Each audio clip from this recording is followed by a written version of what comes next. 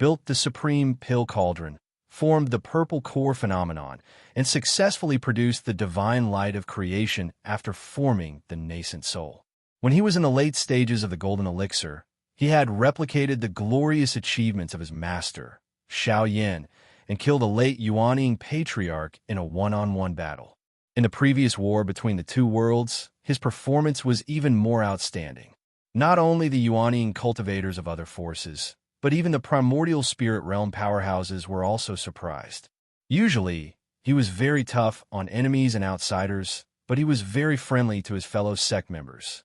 Not only within Fun Tianya, but also among all the younger disciples of Xianmen Tianzong.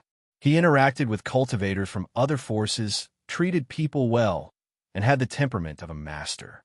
Although Xianmen Tianzong had only been established for a short period of time, there were already many speculations in the human cultivation world. After Xiao Yin, Zhu Yi, and the others, if the celestial sect of Xianmen were to inherit the second-generation successor disciple, then just from the current situation, the two people with the highest possibility of inheriting the position of sect master are Burning Heaven Cliff's Tang Jun and Qiantian Palace's Yang Tai.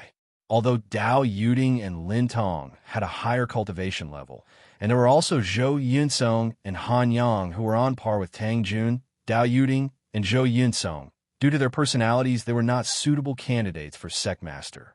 Huang Jintian and Ying Luojia. As for Han Yang and Lu Xiafeng, they had no interest in the sect, so they also withdrew from the list of candidates. As for the rest, Li Xingfei, Zhao Huan, Tan Yinxing, and the others could all be considered outstanding talents. Their names shook the vast land of the Divine Prefecture, and they were the leaders of the group. However, compared to Tang Jun and Yang Tai, they were slightly inferior. Among them, Tang Jun was unyielding and calm, and Yang Tai was steady and sharp. There was still a great suspense as to who would emerge from the two. However, as long as the two of them did not die prematurely, and there was no other dark horse that broke out of the encirclement, then there would be the second-generation direct disciples of Xianmen Tianzong, who were most likely to inherit the position of sect master. All these years, Lei Jie had also made a name for himself.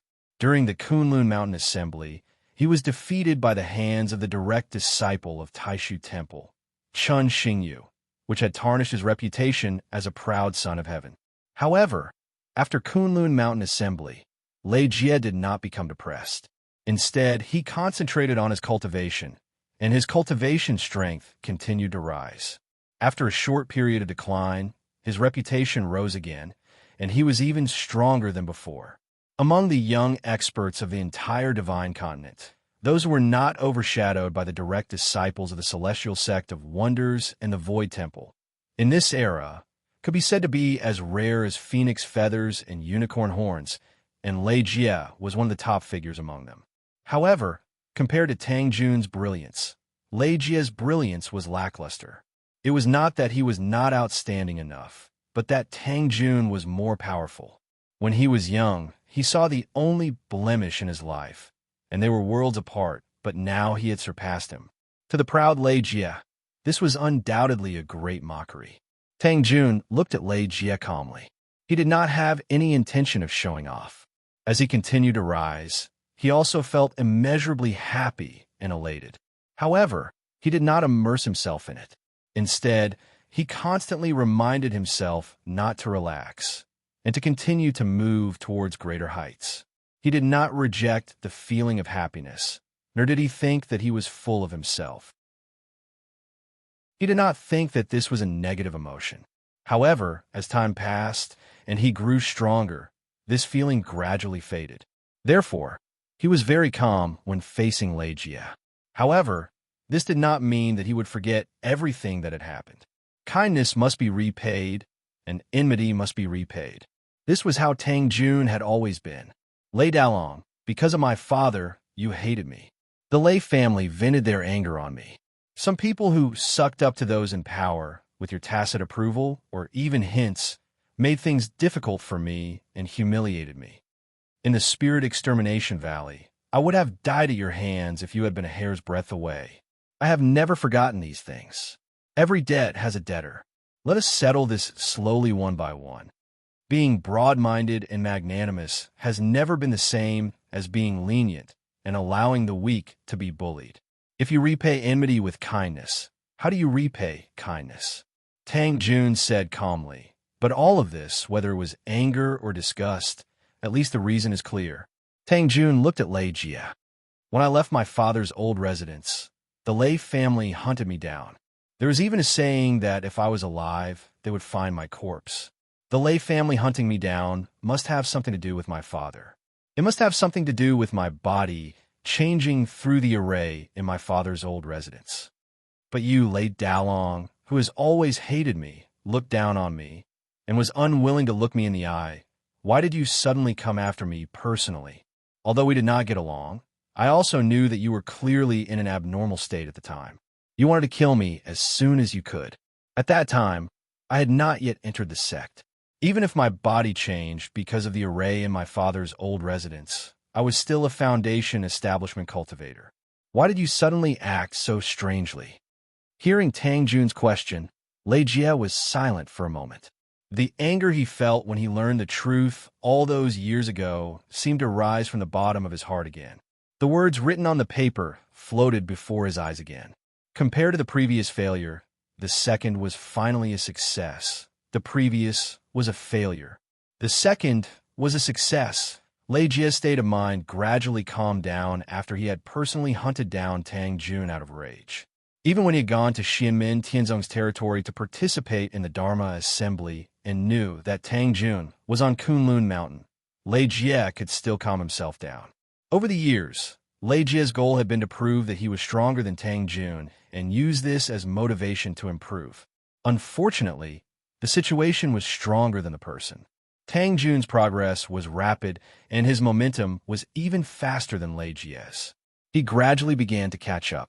Although the people around him comforted him that Tang Jun's rise was due to Xianmin Tianzong, Lei Jie could not convince himself otherwise. Today, the two of them finally stood face to face.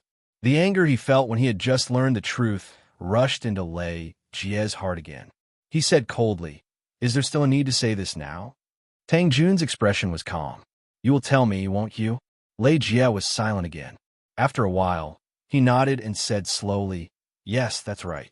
I will indeed tell you just how sad we are." He turned to look at the Lei family patriarch, Lei Lai. "Grandfather." Lei Lai was silent. With a flick of his finger, a small ball of lightning floated in front of Xiao Yin and Tang Jun. A strange flow of light flowed within the lightning. This lightning was formed from Lei Lai's magic power. It was used to preserve the strange flow of light for a long time. Xiao Yin pointed with his finger and drew the information contained within the lightning. He did not look at it himself, but first sent it into Tang Jun's consciousness. He did not seem curious about the content, nor was he worried about whether Tang Jun could bear it. Tang Jun bowed to his master, Xiao Yin, and then closed his eyes. His consciousness magic power merged with the flow of light, and he browsed through the information contained within. It was a remnant of someone's consciousness that had been restored using magic power. However, because it was too damaged, it could not restore the image of light, only some sound. "I know, I have succeeded. Without a doubt, this time, it will not be a failure like the first time. Compared to the previous failure, the second one has finally succeeded, and the amount of resources and effort used is even less. However, the Lei family cannot continue to stay. If this continues, they may find traces of us." The voice came from a middle-aged man. His tone was calm and contained some joy. Tang Jun found the voice very unfamiliar, but he could also imagine that the owner of this voice should be his and Lei Jie's father, Tang Xiaohua. In just a few words, it was not difficult to outline the whole story of what had happened back then. The so-called previous failure undoubtedly referred to Lei Jie, and the second success referred to him, Tang Jun. However, from Tang Xiaohua's words, Tang Jun could not hear any affection or familial love. The joy in that voice was not the joy of having a son, but the result of success. In this voice, when Lei Jie and Tang Jun were mentioned, it was as if they were not his two sons, but two works, one a failure, the other a success. The cold indifference contained in the calm joy made one shudder. Find traces? Who is this they're referring to? Is it the Lei family? It doesn't seem like it. Tang Jun frowned slightly. He came to a realization. When Tang Wenhua had fled from the Lei family, it was most likely to avoid the he was referring to. The escape of the treasure was just a cover to make it more natural for him to leave the Lei family. Since this was the case, this they naturally did not refer to the Lei family, but someone else. Tang Wenhua chose to flee with the treasures instead of faking his death. Perhaps there were other considerations, but it was not something that Tang Jun could analyze with the information he had at hand at the moment. Tang Jun looked towards Lei Lai and Lei Jia. Lei Lai slowly said, "After you left Tang Wenhua's former residence, we thoroughly investigated the place. The great Zhou even secretly invited the Grand Imperial Palace to restore this remnant trace." Chapter 1304. As Lei Lai spoke, Xiaoyan had already skimmed over the voice that had been recovered from the remnant traces. His expression did not change much as he sat motionlessly. Tang Jun looked at Lei Lai and nodded. Then his gaze landed back on Lei Jia. Speaking of which, if it wasn't for the traces left behind by light and shadow, I wouldn't even know what he looked like. My relationship with him was even more indifferent. It could be said that there was no emotional foundation to speak of. Ever since I was young, all the difficulties and humiliation I've suffered actually come from him. Tang Jun was silent for a moment. The only person who cared about me was my mother, but because he left without saying goodbye and fled with the treasures, she died of depression and left us early. However, perhaps it's because I don't have any feelings for him apart from the bloodline connection between us that even after hearing those words, I only felt a bit of disgust and didn't feel particularly angry. As for you, before he left, you had already started to remember. He was a live-in son-in-law of the Lei family, and even had to wear a mask in front of others. It seems that you and him were not completely emotionless. There would have been a happy and loving relationship between father and son. Because of this, Lei Jie had been especially mindful when Tang Wenhua had fled with the treasures without saying a word. When he dreamed at night, when he was alone, and especially when he thought of his mother who had died early, did Lei Jie ever think that Tang Wenhua might have had his own difficulties back then? After learning the truth of the matter, Lei Jie was naturally furious, and he felt that he had been deceived and humiliated, especially when in Tang Wenhua's eyes, he was not just an object, but a failed product. He was a pave and experiment for the birth of the successful product, Tang Jun. How could Lei Jie, who had always been proud and aloof, not be furious? He completely lost control of his emotions, and when he couldn't find Tang Wenhua, he vented all of his anger on Tang Jun. "Shut up, don't speak." Ignoring the presence of Xiao Yin and Lei Lai, Lei Jie shouted in a low voice, his eyes fixed on Tang Jun. The face that resembled Tang Jun's was slightly distorted at this moment. Lei Jie, who was already in the middle stage of yuanying, rarely lost control of his emotions like this, but he was clearly unable to calm his mind at this moment. Tang Jun looked at him calmly and shook his head. "Do you think I'm deliberately humiliating you and showing off? You and I have a score to settle, but I have no intention of humiliating you, much less showing off to you. At the end of the day, whether we succeed or fail, in that person's eyes, we are not his flesh and blood. There is no familial love between us. But I still have to thank him. My Azure Flame Monarch body was indeed bestowed by him.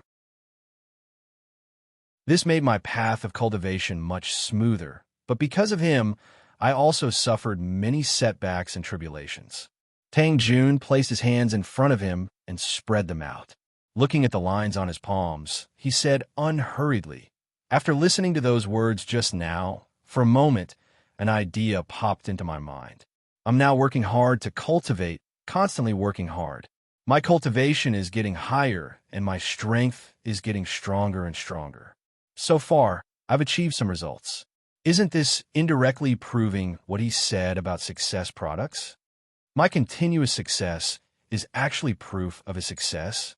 Is it because he helped me create the Azure Flame Monarch body that I can achieve what I have today? After all, back in the Lei family, my performance was very ordinary.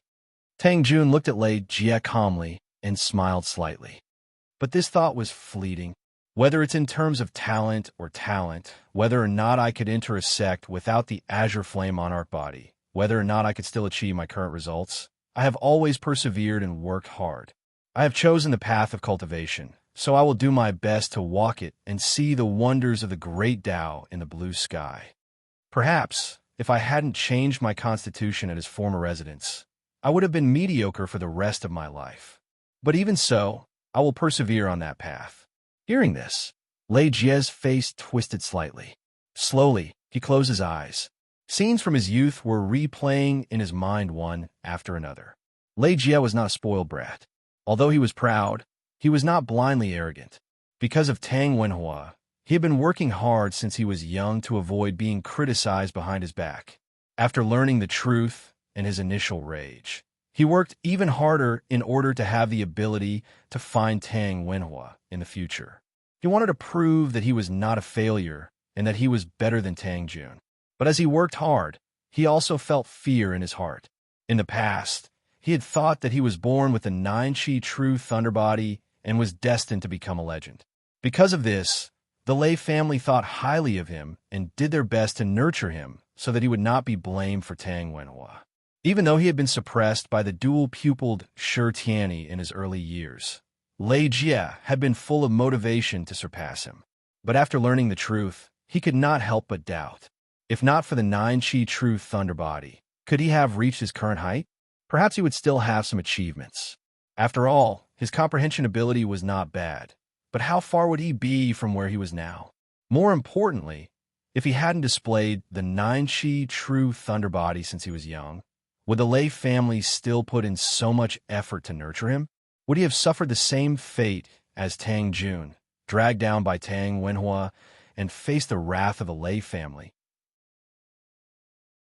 Tang Wenhua's 9-chi true thunder body had caused him to walk the path of fate that was completely different from his own. But this father who had treated him as a test subject, an object, a failed product, and this experiment were the source of his humiliation and anger. Perhaps if there was no Tang Jun, the so-called successful product, as a comparison, Lei Jie would have been slightly better off. However, as Tang Jun continued to soar and rise to power in recent years, the pressure on Lei Jie increased. This kind of contradictory mentality had always been in Lei Jie's heart. Even though he had successfully formed his nascent soul, it still existed. It did not lessen, nor did it disappear.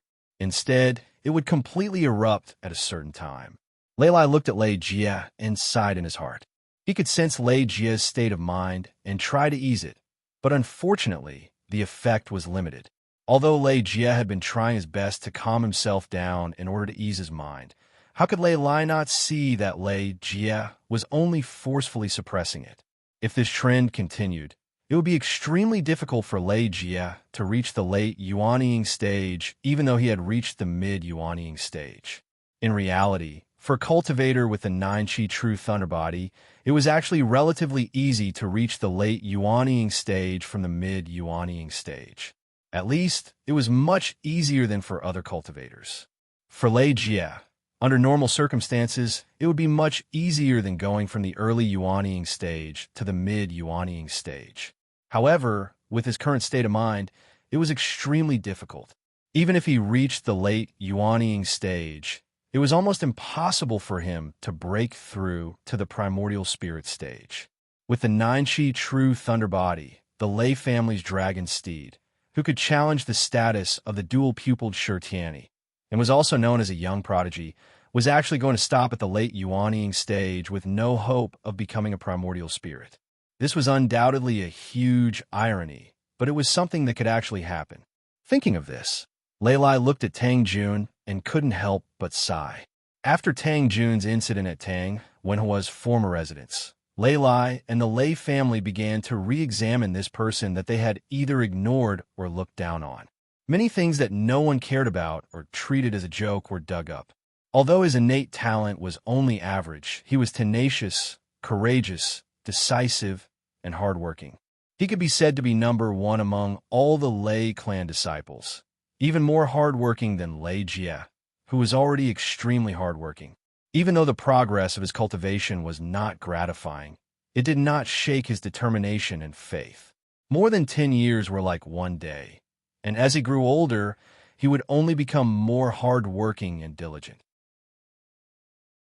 Because he was ostracized and deliberately made things difficult for him, he rarely had the chance to formally come into contact with Dao techniques and spells.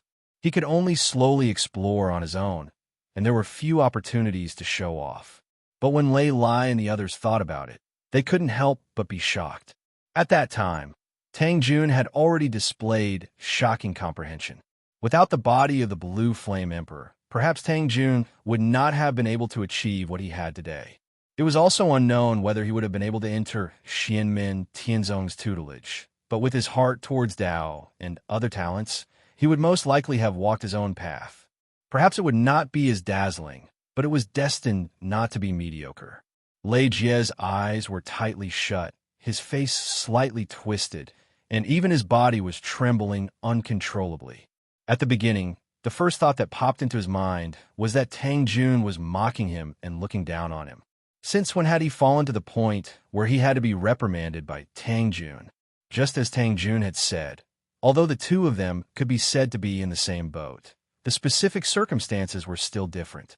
Putting aside the fact that the entanglement between him and Tang Wenhua was even more complicated, he had been labeled by Tang Wenhua as a failure who was inferior to Tang Jun. This made Lei Jie feel that Tang Jun was making sarcastic remarks. Why don't we swap places and try putting you in my position? But very quickly, Lei Jie's heart suddenly became alert. If he continued to immerse himself in this kind of emotion, then he would only be left further and further behind by Tang Jun, who had already caught up to him. In the end, he would not even be able to reach the late Yuanying stage, let alone prove his primordial spirit. Lei Jie's expression finally calmed down.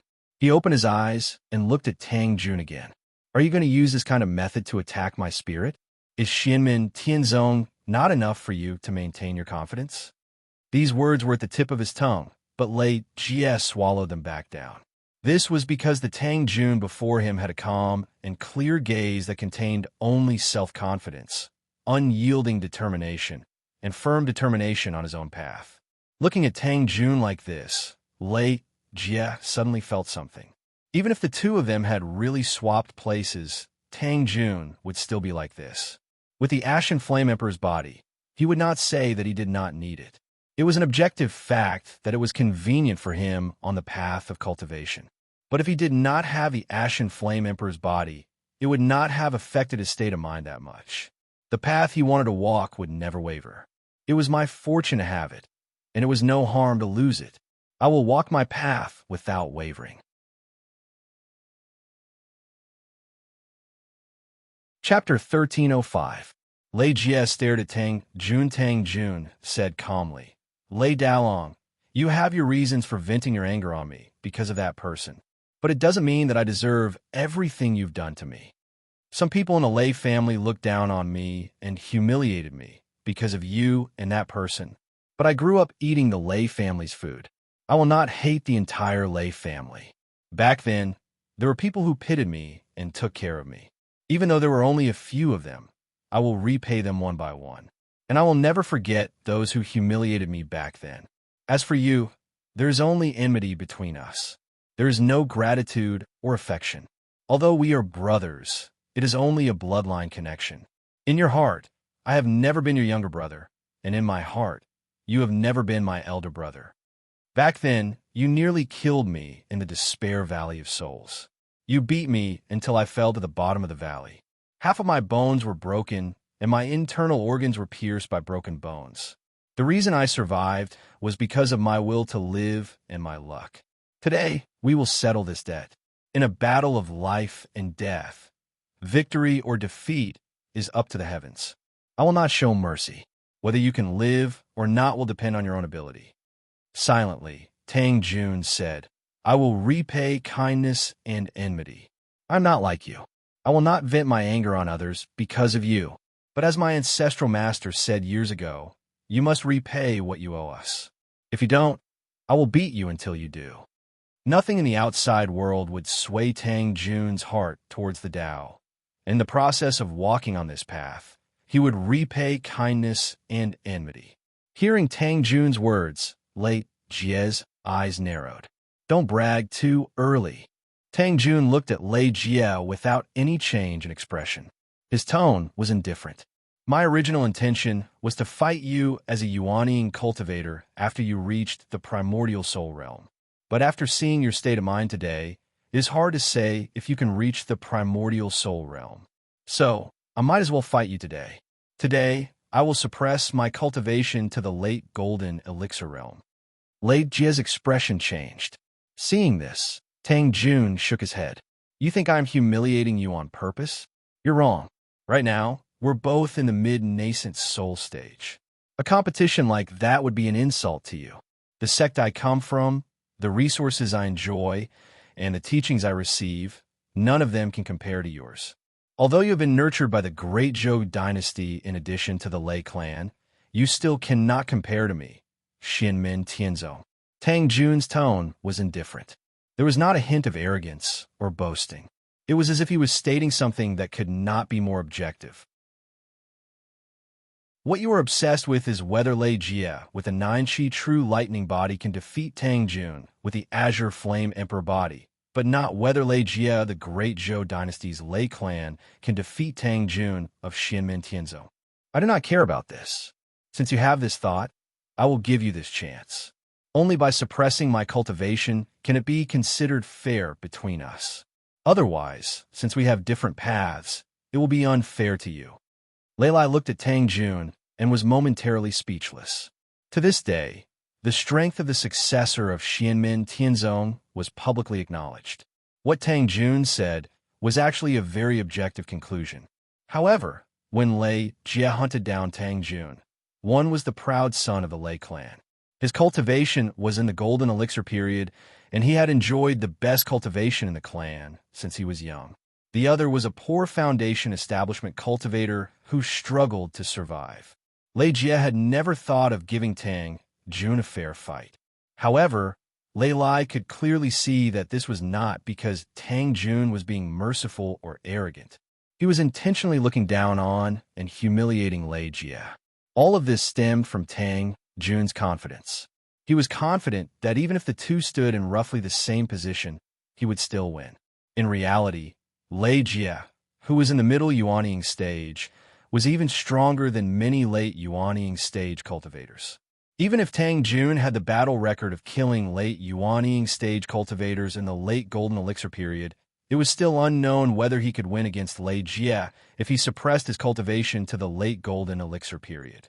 Among the 4 innate potential values, the direct impact of innate potential on a cultivator's cultivation would gradually decrease after the Golden Elixir period. This was only because of the differences caused by building the spirit platform, establishing the Dan Cauldron, and forming the Golden Elixir period. However, there were always special exceptions. For example, Lei Jie's 9-Chi True Thunder Body not only helped in cultivation, but also had a profound effect on his combat ability. The 9-Chi True Thunder form, besides being blessed by the heavens when cultivating lightning attribute Dao arts, had another rare characteristic that everyone envied, was that a cultivator could condense a 9-Chi True Thunder form at the Aura's core stage. In terms of characteristics, it was similar to the Dharma form of the heavens and the earth. Both of them were the refinement of one's own Dao art essence into a furnace, thus obtaining even more formidable strength. To a certain extent, a cultivator with the 9-Chi True Thunder Body could condense a shrunken version of the worldly aspect before the late Yuanian stage. The difference in strength between late Yuanian and middle Yuanian stage cultivators was enormous, and the key was the worldly aspect. With this connection, under normal circumstances, Lei Jie, who possessed the 9-Chi True Thunder Body, could advance from the middle Yuanian stage to the late Yuanian stage. It was even easier than advancing from the early Yuanian stage to the middle Yuanian stage. As long as he accumulated enough transcendence energy, success would come naturally. After attaining the late Yuanian stage, Lei Jie would possess two worldly aspects. He would condense one for himself and sublimate the nine-chi true thunder body. His combat ability would far surpass other cultivators of the same stage. If he could successfully attain the nascent divinity, apart from merging the Yuanying stage with a worldly aspect and forming a nascent divinity incarnation, his second worldly aspect would also undergo a transformation and form a special existence. It would be somewhere between a Dharma body, a doppelganger, or an avatar. It was neither one nor the other. It was called the nine-chi god of thunder body, and it was equally useful in combat. Although Lei Jie was still in the middle Yuanying stage, he possessed many top-notch Taoist techniques. With the help of a large amount of resources and the nine-chi true thunder body, he was superior to most Yuanying stage cultivators. Even Tang Jun himself admitted that he did not have an absolute chance of winning against Lei Jie with his golden elixir stage cultivation. However, Tang Jun did not care about this. He had never been a person who only dared to fight battles that he was certain to win. Lei Jie looked at Tang Jun and said coldly, "What a condescending attitude. Fairness? Only the strong have the right and capital to give to the weak. Are you sure that you're stronger than me now? Are you taking pity on me? Are you giving alms to me because you think you're stronger than me?" Tang Jun said calmly, "There's no need for me to do that. I've said it before, I won't be lenient in today's battle. Whether you can live or not will depend on your own ability. As for whether it's fair or not, you'll have to fight for it yourself. If you don't have it, then you don't have it. If you hope for others to pity you, then what you beg for will be like flowers in a mirror or the moon in the water." Lei Jie wanted to retort, but he suddenly recalled the silent and resolute expression that Tang Jun had when he was chasing after Tang Jun all those years ago. He did not question or beg for mercy. He did not try to soften his attitude with words just because they were blood brothers. He did not feel angry or unwilling because of the huge gap in strength caused by the treatment he received in the Lei family. He only gritted his teeth and did his best to resist. In the end, when he was beaten to the bottom, Tang Jun's eyes did not have the slightest hint of weakness. There was only ice-cold fury. Lei Jie asked in a deep voice, "Then why are you giving me fairness today?"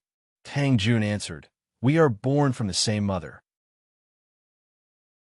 You and I are not brothers, but mother and I are mother and son. You are also her son. I'll fulfill your wish and give mother an explanation." Lei Jie's eyes narrowed, and he was a little absent-minded. Before his mother passed away, she had asked him to take good care of Tang Jun, but he had thrown it to the back of his mind because of Tang Wenhua. Many people in the Lei family made things difficult for Tang Jun because they wanted to please him. He was well aware of it, but he silently allowed it and even hinted at it. If it wasn't for the dangerous environment at the bottom of the Spirit Extinction Valley, which was dangerous for cultivators during the Golden Elixir period, he would have rushed down there and turned Tang Jun to ashes. Lei Jie shook his head and came back to his senses. He took a deep breath and looked at Tang Jun. "Back then, I didn't suppress my cultivation to the foundation establishment stage to fight with you.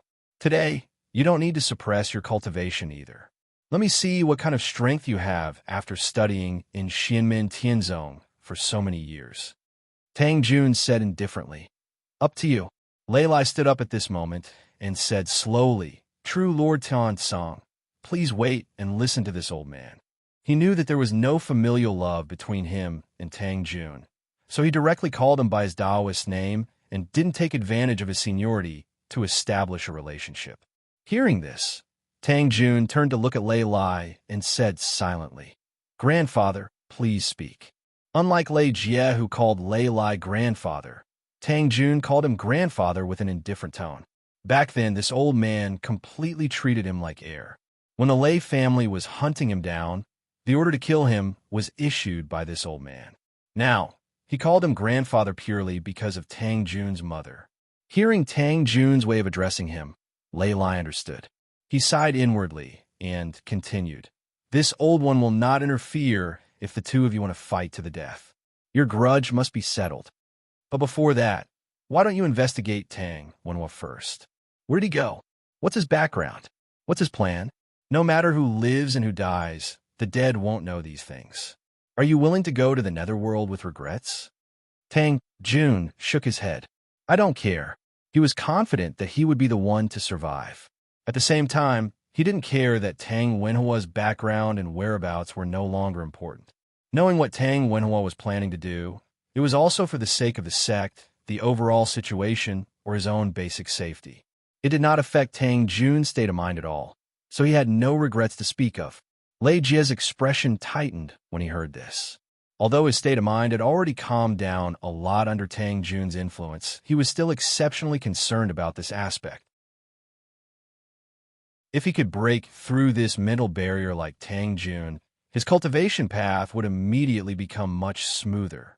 Not to mention the primordial spirit realm, he would at least be able to break through from the middle Yuanying realm to the late Yuanying realm. But now he still hadn't completely broken through it. In an instant, Lei Jie fell silent again.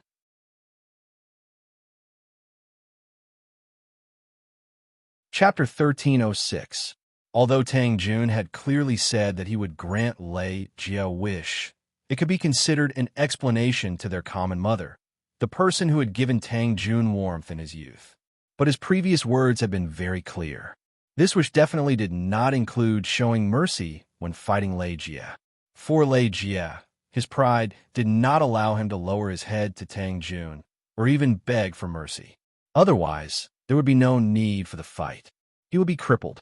Not only would he have no hope of reaching the late Yuanying stage, he would also have no hope of reaching the nascent soul stage. As a huge hole appeared in his mental state, his actual dermic arts and dermic power might even gradually weaken. Therefore, his battle with Tang Jun was imperative. Lei Lai was also well aware of this.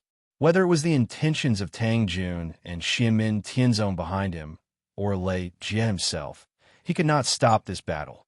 But Lei Lai could not bear to see the successor that he had raised with his own hands walk to his death. Yes, although they had not fought yet, even Lei Lai did not look favorably upon Lei Jie when he saw Tang Jun's calm state of mind. Even if Lei Jie said that they were both fighting at the mid-Yuanying stage, even if Tang Jun suppressed his cultivation to the late Golden Elixir stage, in Lei Lai's eyes, Lei Jie's chances of victory would be even slimmer. This was a hurdle that Lei Jie had to pass. Lei Lai only hoped that he had a higher chance of victory. If he could successfully see through Tang Wenhua's origins and goals, Lei Jie might be able to readjust his mental state. Under these circumstances, even if he lost to Tang Jun, as long as he didn't die, he would still have a chance to rise again. Unlike now, when Lei Jie faced Tang Jun, he could only win and not lose. If he lost, even if he managed to stay alive, his already self-doubting and contradictory mental state would likely collapse even further. But when faced with Tang Jun's challenge, Lei Jie had no choice but to accept. If he retreated and admitted that he was no match, the result would be the same as losing. At this time, Lei Lai could only step forward and help Lei Jie find a way out of this embarrassing situation. At the same time, he also sought an opportunity. Defeating Tang Jun and Tang Wenhua's secret were two sides of the same coin in Lei Jie's mind. Both were equally important. Temporarily avoiding the battle with Tang Jun because of this matter wouldn't cause Lei Jie any setbacks. Tang Jun looked at the silent Lei Jie, whose face was slightly twisted again. Then he looked at Lei Lai. Xiao Yin sat at the side and did not interrupt, allowing Tang Jun to deal with the situation himself. When he heard Lei Lai's words, he could not help but smile. What Lei Lai was thinking, Xiao Yin and Tang Jun both had an idea in their hearts. However, the two of them did not say anything. Xiao Yin, as usual, kept his mouth shut and did not speak, while Tang Jun faintly said, "Whether or not I know Tang Wenhua's past and intentions, I am not in a hurry. But if you insist on getting to the bottom of this matter first, I will not oppose it."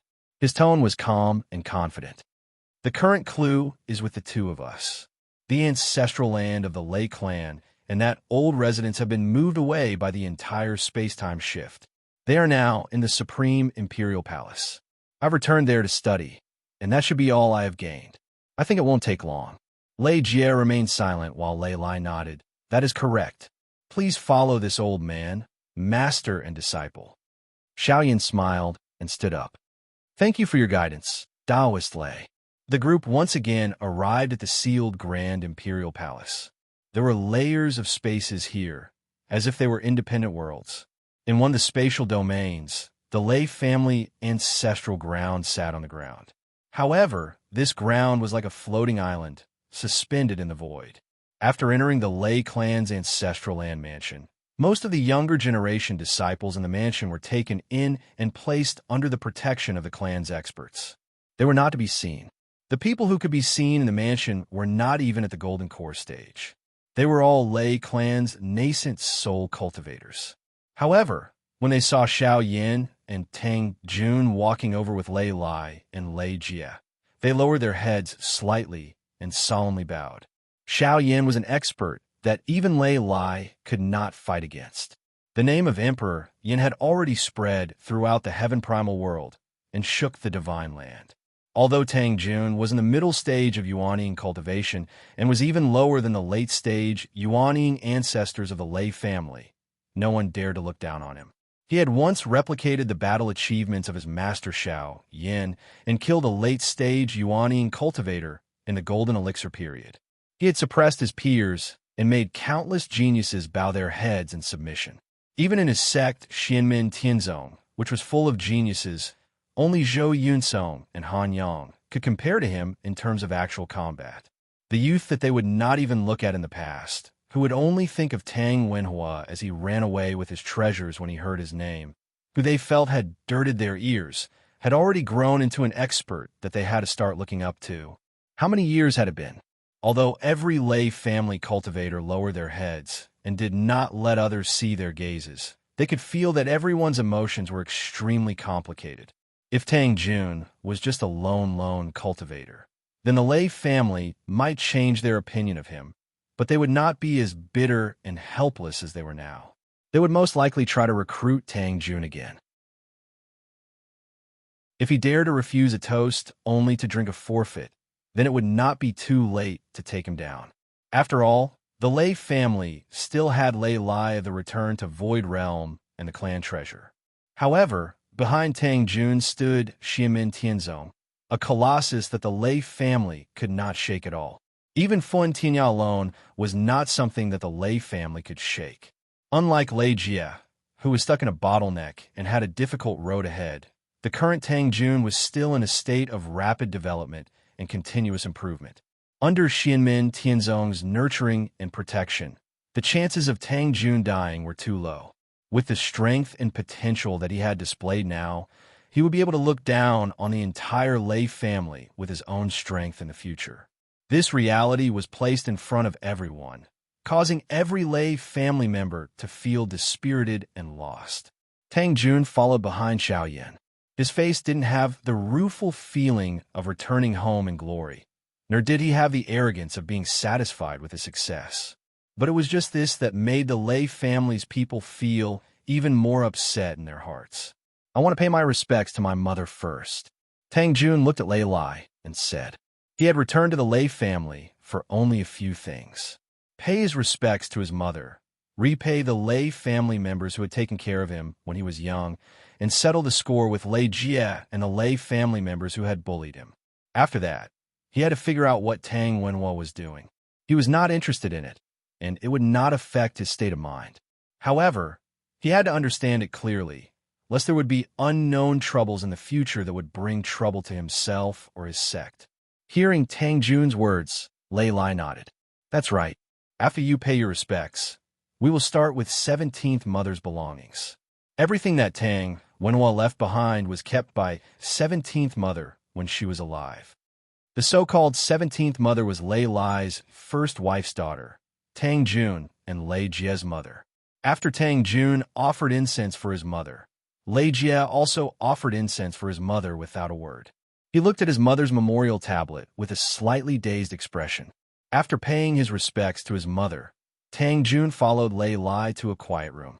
With a point of Lei Lai's finger, a stream of light landed on the table in the quiet room. There were many items wrapped in the light. They had been specially categorized and organized, so there was no sign of disorder. The Lei family, and even the Great Zhou dynasty, had clearly been checked inside and out many times. Perhaps there was really nothing special about these things, or perhaps they had been processed with special secret techniques. Some strange techniques could not be opened without special techniques. Even if the decider was stronger, if the decider were to forcefully open it, the item would be directly destroyed, and the possibility of it being destroyed was even higher. Xiao Yan's gaze swept across the items. Then he turned to look at Tang Jun try it. Tang Jun took a step forward and came before these items. He took turns using his Fa Li to absorb them one by one. Then he used the process of opening the secret matrix in Tang Wenhua's former residence to experiment. Among these items, there were some that he had come into contact with when he was young. However, because his body had not changed at that time, there was no reaction even when he had come into contact with them. After the incident at Tang Wenhua's former residence, Tang Jun had been hunted down. After escaping, he traveled west and finally became a disciple of Xianmen Tianzong. He had never returned to the Lei family, so naturally, he had never come into contact with these items. When Tang Jun grabbed one of the jade talismans, the jade talisman suddenly changed. Lei Lai and Lei Jie's eyes shone brightly. The jade seal was not something that Tang Wenhua had left for Tang Jun and Lei Jie's mother, but something that belonged to Tang Jun's mother. In their memories, it had nothing to do with Tang Wenhua. However, it seemed that what was strange was not something left behind by Tang Wenhua, but this jade seal. The jade seal projected light into the air and formed a flashing white door. Xiao Yan and Lei Lai immediately led Tang Jun and Lei Jie into the door of light. The moment they saw the door of light, they already knew that the way to open the door of light was special. It needed a special method to open it, but the door itself was nothing special. It was just a path that connected to a small foreign dimension. It did not pose any threat to them. After entering the door of light, they came to the foreign dimension together. They saw that this place was already barren, and there was nothing left. However, Xiao Yan could faintly feel some profound and wondrous aura lingering within. His hands changed hand seals, and streams of purple energy surged out. They instantly engulfed this small foreign dimension and completely covered the air in purple. Lei Lai had no intention of objecting or interfering. Instead, he focused all his attention on the air in front of him. In the air, small dots of light gradually appeared. They were as small as corn, and they quickly gathered together to form a unique scene. Within that light image, there stood a unique altar, and the figure of a man stood on it. The pupils of everyone who had seen the image shrank slightly. Tang Wen.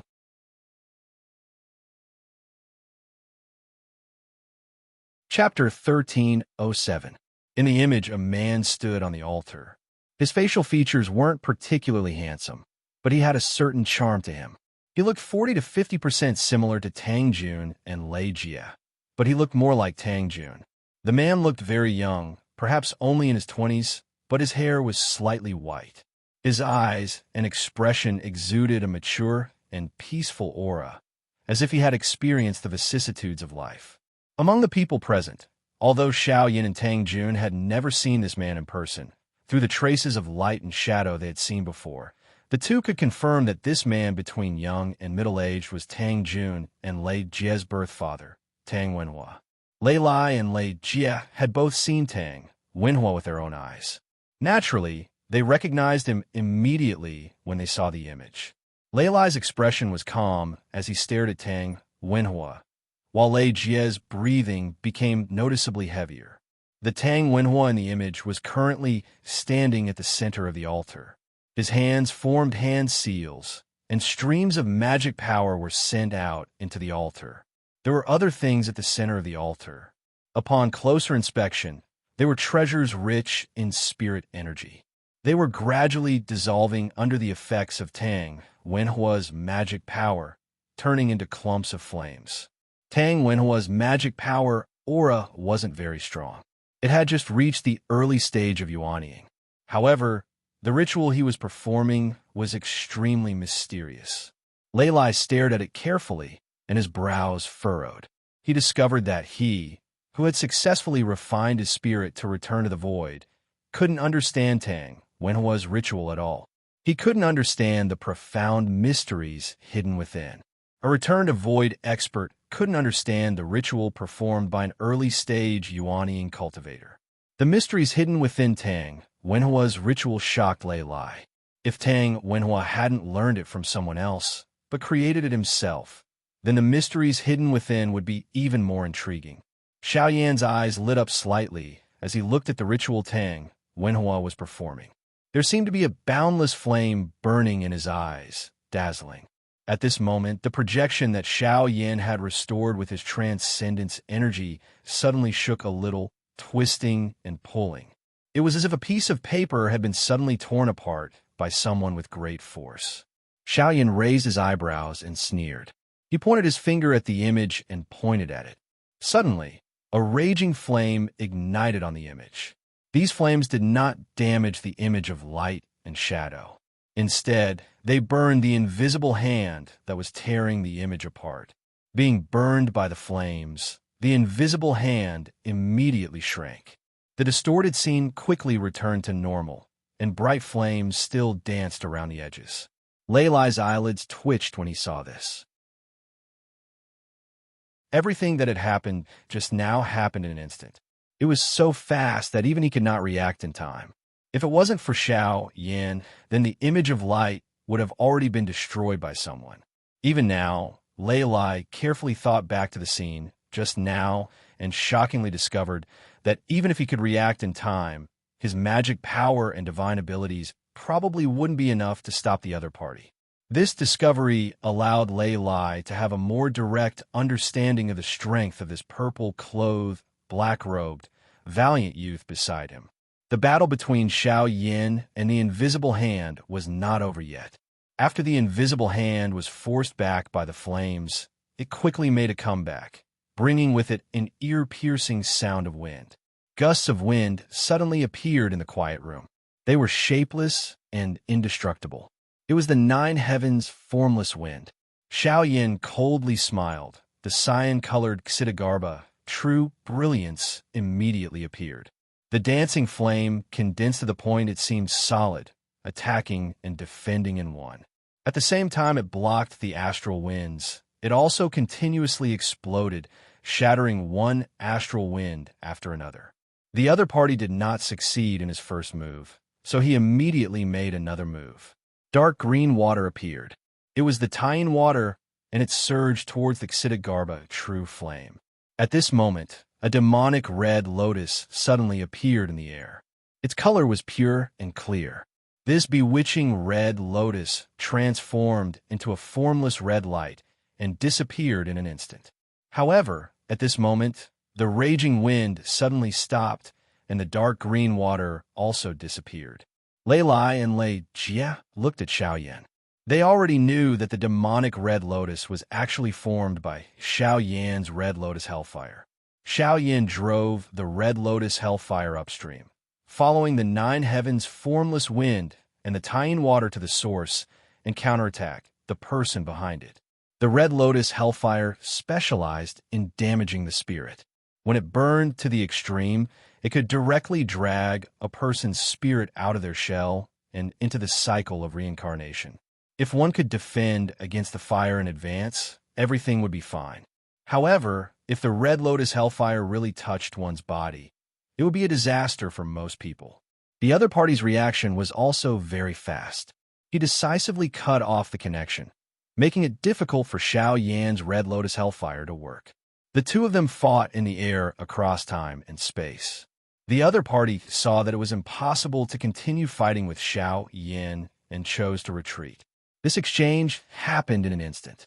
Lei Lai, Tang Jun, Lei Jia, and the others were dazzled.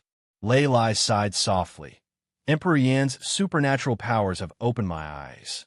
Xiao Yan looked at the image in front of him and shook his head. This person is very strong in both cultivation and supernatural powers.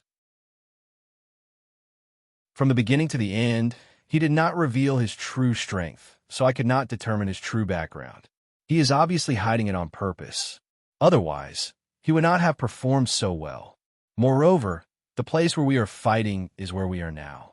His supernatural powers have traveled through the void to come here.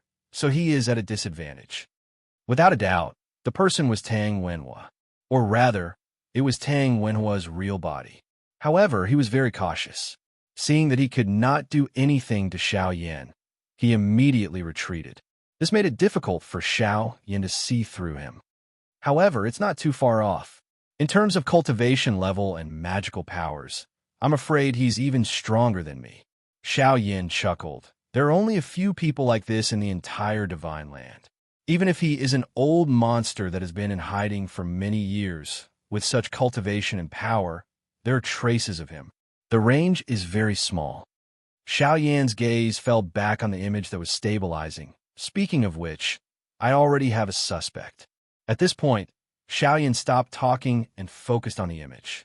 Lei Lai's lips moved, but in the end, he did not make a sound.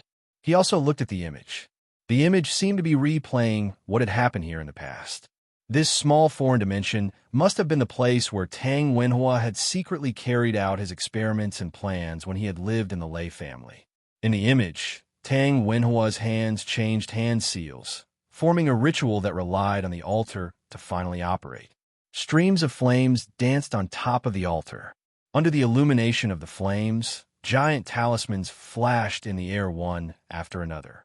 In the end, they gradually gathered together and turned into a ball of light. The ball of light gradually disappeared, and the profound aura of power also disappeared. But in the scene that appeared in front of Xiao Yan and the others, a light illusion also appeared in front of Tang Wenhua.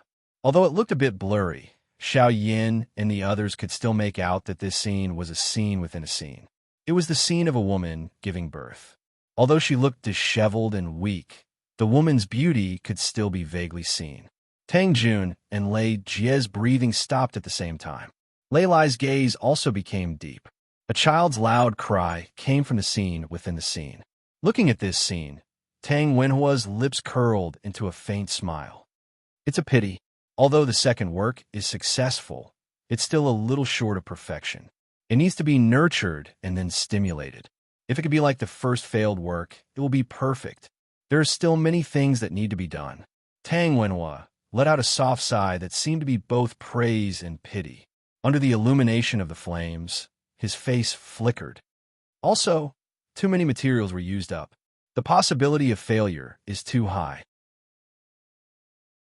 Tang Wenhua stood on the altar and looked up at the sky. Most importantly, there is not much time left.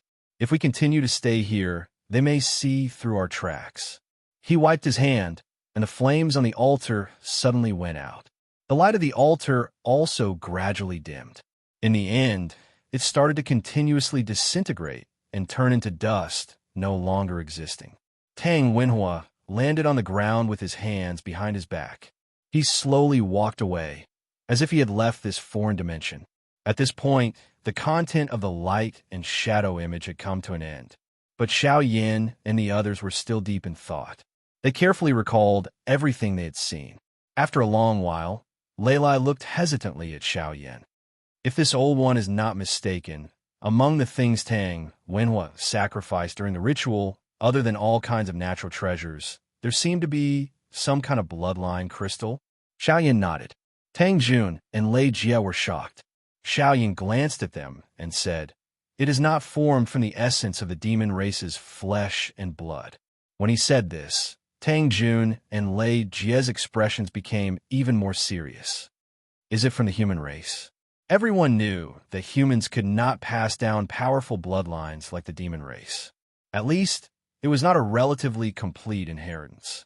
A mediocre person could give birth to a monstrous genius with extraordinary talent, and genius-level people could marry and give birth to ordinary descendants. Even if there were strong inheritances like the ancient race, or even the Yin family of Taishu Temple, which had powerful inheritances from generation to generation, they were still not stable. At least in the history of the human cultivation world, there had never been a bloodline inheritance for all kinds of top special qualities, such as the pure yang body, the burning yang body, the pure yin body, the extreme yin body, the 9-chi true thunder body, the blue flame emperor body, and so on. Lei Lai asked in a low voice, Could it be that he found the skeleton of an expert who once possessed the nine-chi true thunder body and the blue flame emperor body, and then extracted the blood and bone essence from them? Then he refined it further and obtained some profound mysteries, and then added it to the newborn? But can this also succeed? Lei Lai was dazed for a moment, but the truth was right in front of him. This is too crazy. Xiaoyan stood with his hands behind his back. After thinking for a while, he suddenly crushed a sound transmission crystal.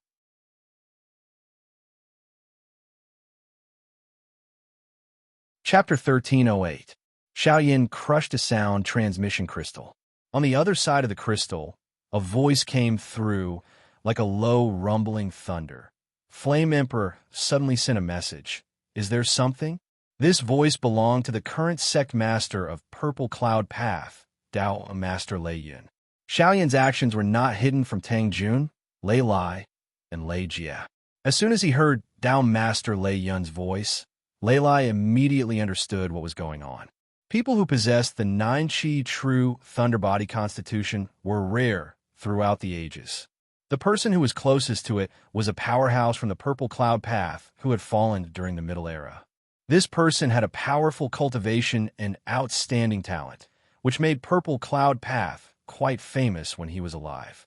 Unfortunately, he died young and died at the Dao integration realm. Many of the special and magical effects of the nine-chi true thunder body that were spread in the divine land actually originated from this ancestor of Purple Cloud Path. In Purple Heaven Dao, there were many secrets about cultivating the nine-chi true thunder body left by this ancestor. This was the reason why Dao Master Thundercloud, Dao Master Blue Thunder, and other elders of Purple Heaven Dao valued Lei Jie. In all fairness, if Lei Jie joined Purple Cloud Path, it would be convenient for him to cultivate. However, the capital of the Great Zhou dynasty was thicker, and its power was also stronger.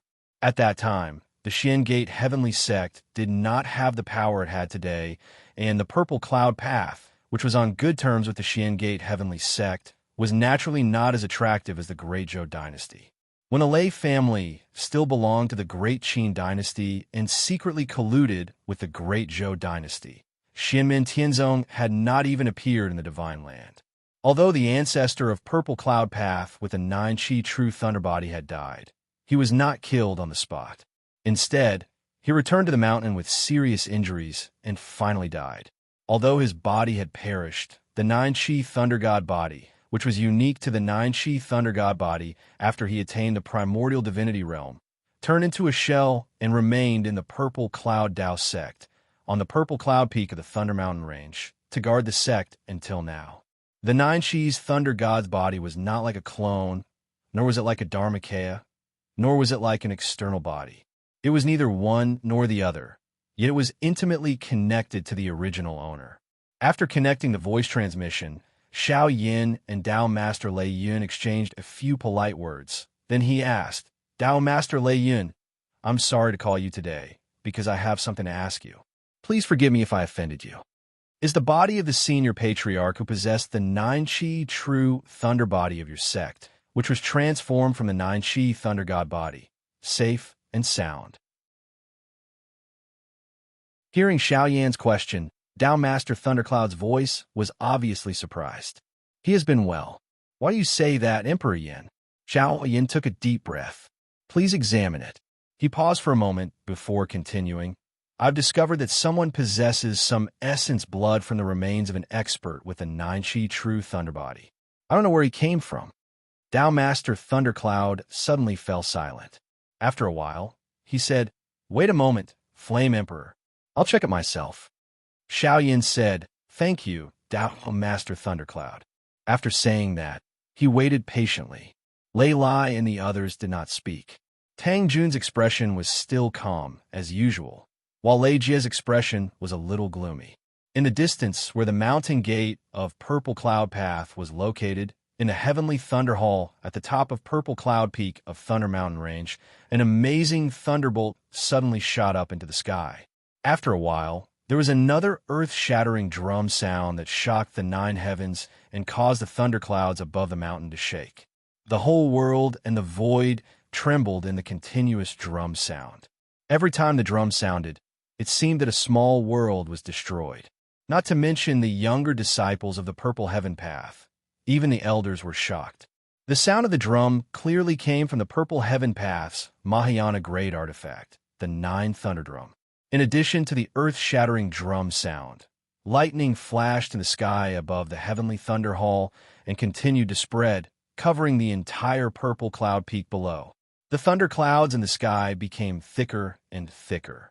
Bolts of purple lightning fell down and merged with the lightning that covered the purple cloud peak.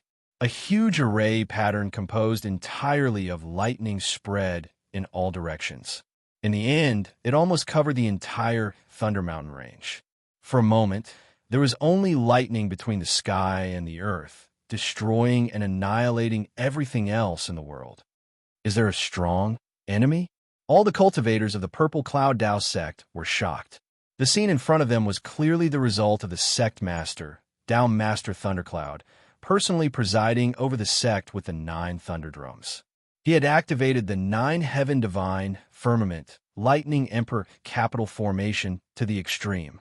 But soon, the lightning dissipated and the formation became calm again. The earth-shattering drum sound also gradually subsided. There was no trace of the enemy in front of them. Such a move made many cultivators of Purple Cloud Path feel puzzled and confused. At this moment, in the Heavenly Thunder Hall at the top of Purple Cloud Peak, Tao Master Thundercloud, Tao Master Blue Thunder, and other elders of Purple Cloud Path all looked livid. Among them stood a fierce-looking old man with purple hair and a heavy aura. He was the origin spirit of the Mahayana level magic treasure, the 9 Thunder Drum. The purple-bearded old man's hair and beard were also standing on end, and his face was full of anger.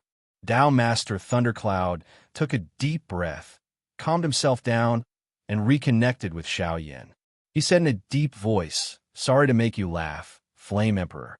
The Ancestral Master's body looks normal on the surface, but it has indeed been secretly touched by someone. Someone intercepted and triggered a part of the Ancestral Master's blood essence." As he spoke, Tao Master Thundercloud's face became ugly again. Not mentioning that he knew nothing about this matter, the other party's technique was also extremely ingenious. After taking action, they even did a lot of concealment and disguise. Under the situation where he received Xiaoyan's reminder, it was hard for him to detect the changes within.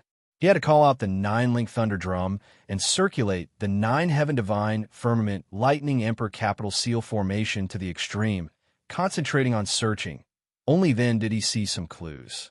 If it wasn't for Xiaoyan reminding him to specifically look for it, if he only used the formation to fight enemies normally, it would be hard to even notice this change. Such a thing really made Tao Master Thundercloud and the entire Purple Cloud Path lose face. Even Tao Master Thundercloud, Tao Master Blue Thunder, and the others wanted to deny such a shameful thing so that it wouldn't spread. However, after careful inspection, although they found the change in the Ancestral Master's remains, they didn't know who did it. Seeing that Xiaoyan seemed to have a clue, in order to avenge the shame, they honestly admitted it. How many clues does the Flame Emperor have? Do you know who did it? Tao Master Thundercloud asked in a deep voice. Although he couldn't be sure that the bone and blood essence that Tang Wenhua used to activate the ritual belonged to the ancestor of the Purple Cloud Path, Xiaoyan had a hunch that there was a 90% chance that it was correct. He replied, "At present, the clues are not clear. I will explain it to your sect later." After a long time, Tao Master Thundercloud let out a sigh. "I'm ashamed to face the Ancestral Master. I'm ashamed to face the Ancestral Master." The sound transmission was cut off. Xiaoyan turned to look at Lei Lai and Lei Jia. Lei Lai sighed and said, "I promise I won't tell anyone about this." Lei Jia also nodded with a complicated look in his eyes. Xiaoyan said, "Fellow cultivator Tang, Wenhua's Yuanying stage cultivation level shouldn't be a lie. However, when I fought with him, his strength far surpassed that of a Yuanying stage cultivator, so it should be his real body. Tang Wenhua should be an alias, but the clues about his whereabouts have been cut off. However, the sequence of his actions is gradually becoming clear. As for his origin and ultimate goal, we can't come to a conclusion yet. We need to find him to know. Lei Lai turned to look at Lei Jia. Lei Jia met his gaze and pursed his lips. Grandpa, I'm fine. He looked up to the sky and let out a long sigh. Then, he turned to look at Tang Jun. Let's do it today. You don't need to suppress your cultivation level. It's your fortune to have this day, and my cultivation level is also my fate. This battle will be fair. Tang Jun nodded. Up to you. Lei Lai looked at Tang Jun and Lei Jia and also let out a long sigh. With a wave of his sleeves, he sent the two of them to the Lei family's battle arena. He looked at Xiao Yan. Xiao Yan shook his head. We'll just wait here. The victor was quickly decided. One person slowly walked out, while the other stayed inside forever. When Xiao Yan reported everything that had happened and the information about Tang Wenhua to Lin Feng didn't have much of a reaction. Back then, you made the first move, so you should have known that there would be a 15th. You can deal with the other things as you see fit. As for the origin of the Azure Flame Emperor's blood essence, you might as well investigate it and look for clues. Xiao Yan answered, Yes, Master. After cutting off the Transcendence Energy sound transmission with Xiao Yan, Lin Feng thought, Tang Wenhua. Interesting. There are indeed many geniuses in the world. Even if his cultivation and Transcendence Energy aren't at the peak, he might still be able to do something unique.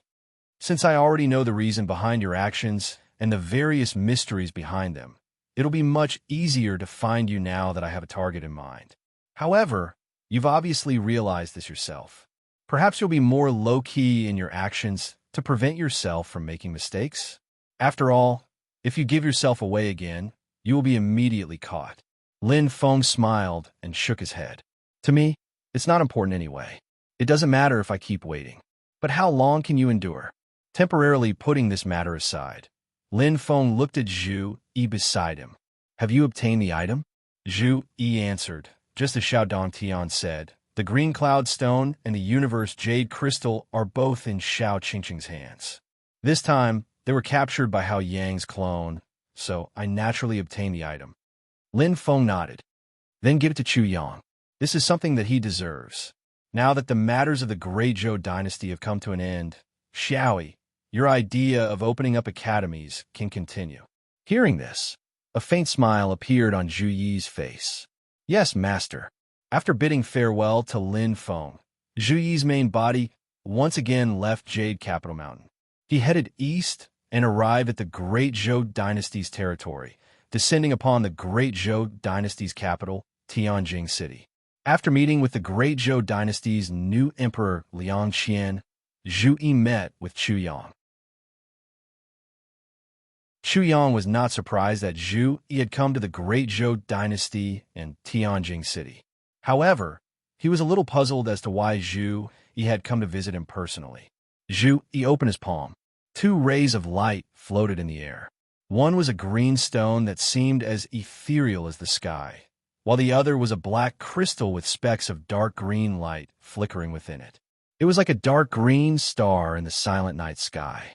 Seeing this, Chu Yang's eyes immediately lit up. Green cloud stone and universe jade crystal.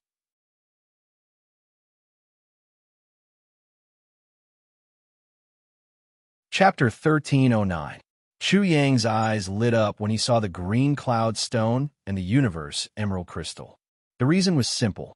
These two treasures were two of the 9 treasures he needed to condense the 9th Heaven Sword's true form. They were the same as the universe emerald crystal that he had found in the ancestral land of the 9 nether ghost monkeys at the edge of the Spirit Abyss mountain range. The founder of Beyond Sky Mountain had obtained one of these treasures by accident, and it had been passed down ever since.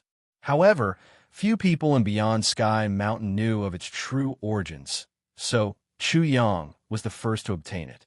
After that, he followed the guidance of the dreamlike memories and found the 2nd and 3rd treasures in the Great Zhou Empire's capital city and the ancient Yuan Tian domain. Then, he found the 4th treasure in a hidden foreign dimension. At the same time, he obtained the Spirit Sealing Stone that could create clones. Apart from that, He also obtained the remains of the Northeast Sky flag, one of the 9 treasures of the Sky Gates. However, the treasure's origin spirit had already been destroyed, leaving behind only an empty shell. Now that Chu Yang had reached the Essence Soul realm, he had refined this treasure again and reborn its origin spirit.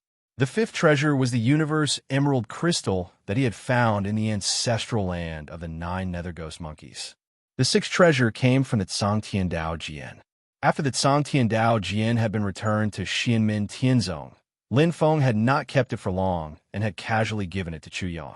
Today, when the green cloud stone and the universe emerald crystal suddenly appear before him, even the usually calm Chu Yang's breathing quickened slightly. With these 2 treasures in hand, he now had 8 of the 9 treasures needed to condense the 9th Heaven Sword. Not to mention that victory was in sight. The power of the 9th Heaven Sword that had yet to be completely formed would be further enhanced. Chu Yang quickly calmed down and put away the green cloud stone and universe emerald. Then he solemnly bowed to Zhu Yi, thanking Lin Feng and Zhu. Zhu Yi accepted the bow on behalf of his master Lin Feng. When it was Zhu Yi's turn, he slightly turned sideways to avoid it. He said, "The last treasure you lack to forge your sword is missing. However, our sect has just received the heavenly jade."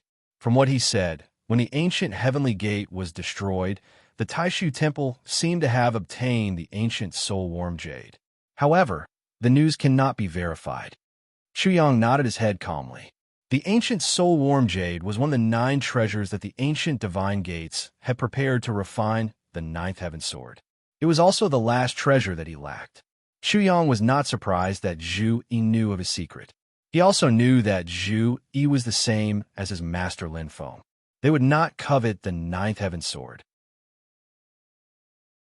My master said that even if all 9 treasures are gathered, you will not be able to condense the 9th Heaven Sword according to the sword shadow of the 9th Heaven Sword.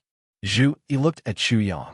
If you succeed, the 9th Heaven Sword will be more like the immortal dragon city that was not completely refined, or the book of life and death of the king of the underworld before he devoured the 6 paths of reincarnation. If you want the 9th Heaven Sword to be completely refined, you will need an opportunity.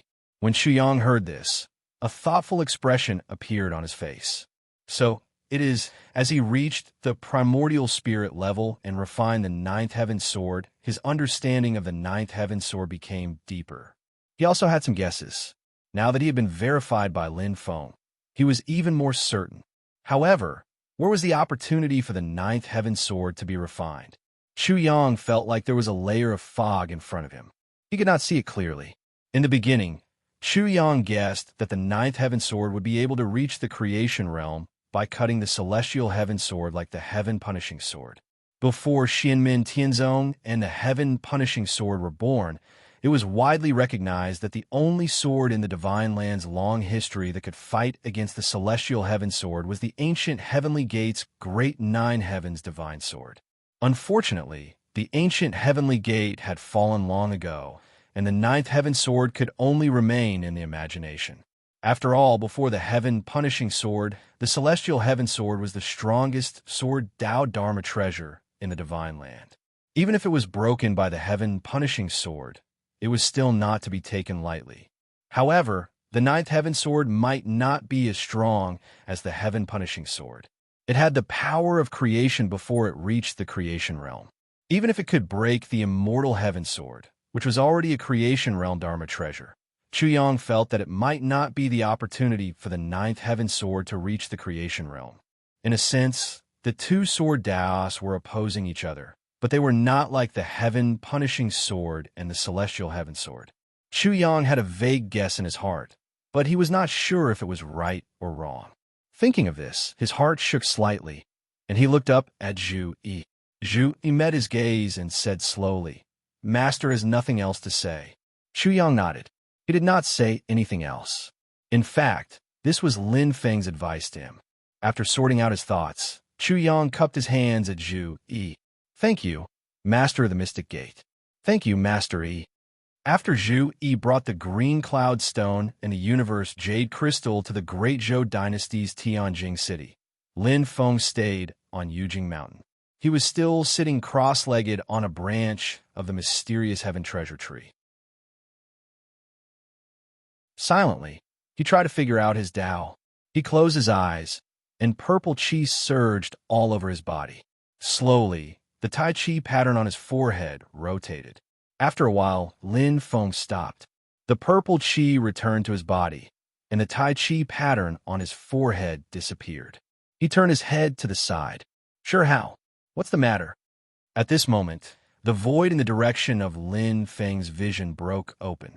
A handsome young man, wearing a violet robe with golden edges, appeared there. It was Miao Shihao. Miao Shihao's expression was calm and dignified. There was a hint of carefreeness and loneliness. He looked worried like the moon. He was like a graceful young master, an immortal under the moon. He cupped his hands at Lin Feng and said, "Sect leader, I'm here to bid you farewell." Lin Feng was not surprised. He smiled and asked, "You finally want to take in a disciple?" Miao Shihao smiled and nodded. "That's right. I've finally sorted out my thoughts. I've also achieved some success in the Tao I've practiced. I'm thinking about finding a successor. Sect leader, you've shown great power in the war between the two worlds. Taishu Temple has suffered a great loss. Under such circumstances, we have no choice but to seal the mountain. I don't have to worry about them taking advantage of me when I travel alone." At this point, Miao Shihao smiled again. "Besides, even if they kill me now, it's useless. I've already reported everything I know to you. There's no need to kill them. If I just vent my anger, I'll lose more than I gain. The people of Taishu Temple are probably looking at me with the attitude of out of sight, out of mind. Although I've reached the primordial soul realm, I'm still no match for the top cultivators of Taishu Temple. I won't take the initiative to look for them. Anyway, they'll be destroyed by you." Lin Feng's expression did not change. He looked at Miao Shihao. Miao Shihao's eyes were empty. He said lightly, "Taishu Temple is biding their time now, but it doesn't mean they'll give up. They're just accumulating strength. Even if you don't deal with them, they'll come to you eventually." Lin Feng smiled, but didn't say anything. Miao Shihao also smiled. "Some of the sect errands I took on before, I'll go do a special handover later. After the handover, I'll directly leave the mountain. I'm a little interested now. What kind of successor will you find?"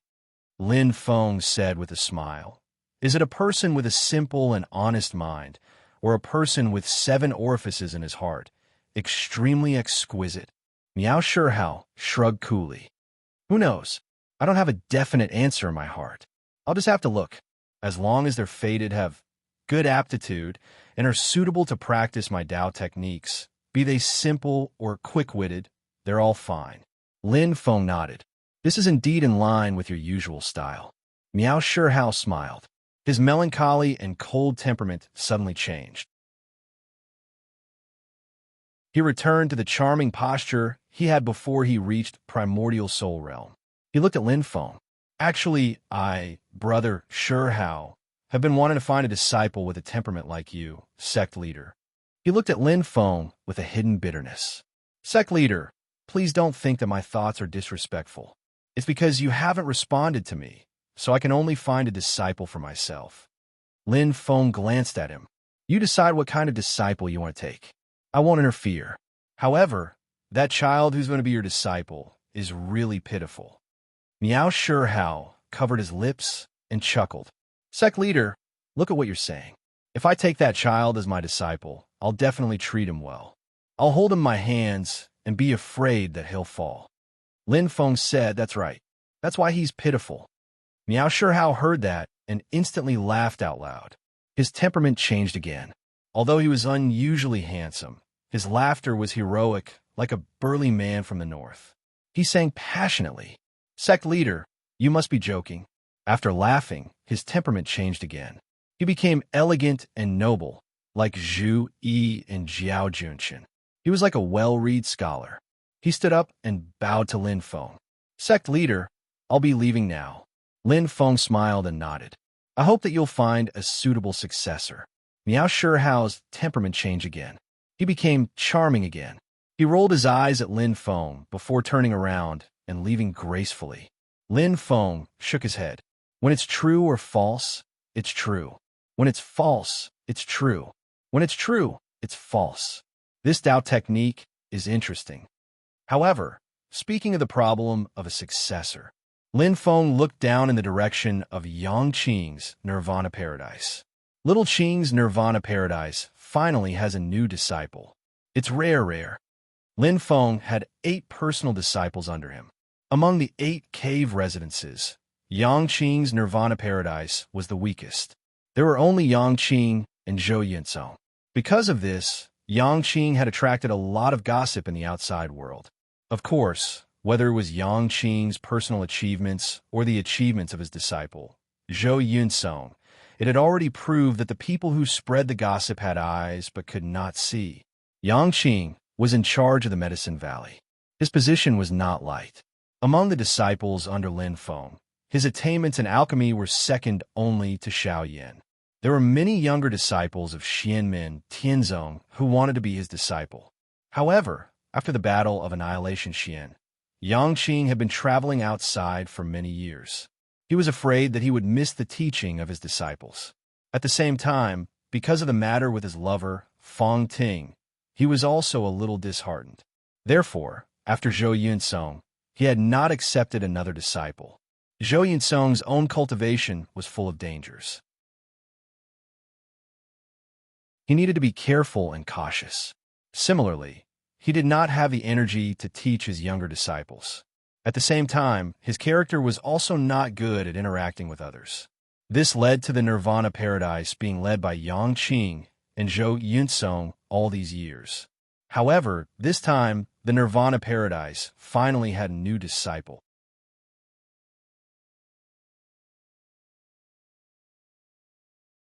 Chapter 1310. In the Medicine Valley of Yujing Mountain, the younger disciples of Xianmin Tianzong were busy.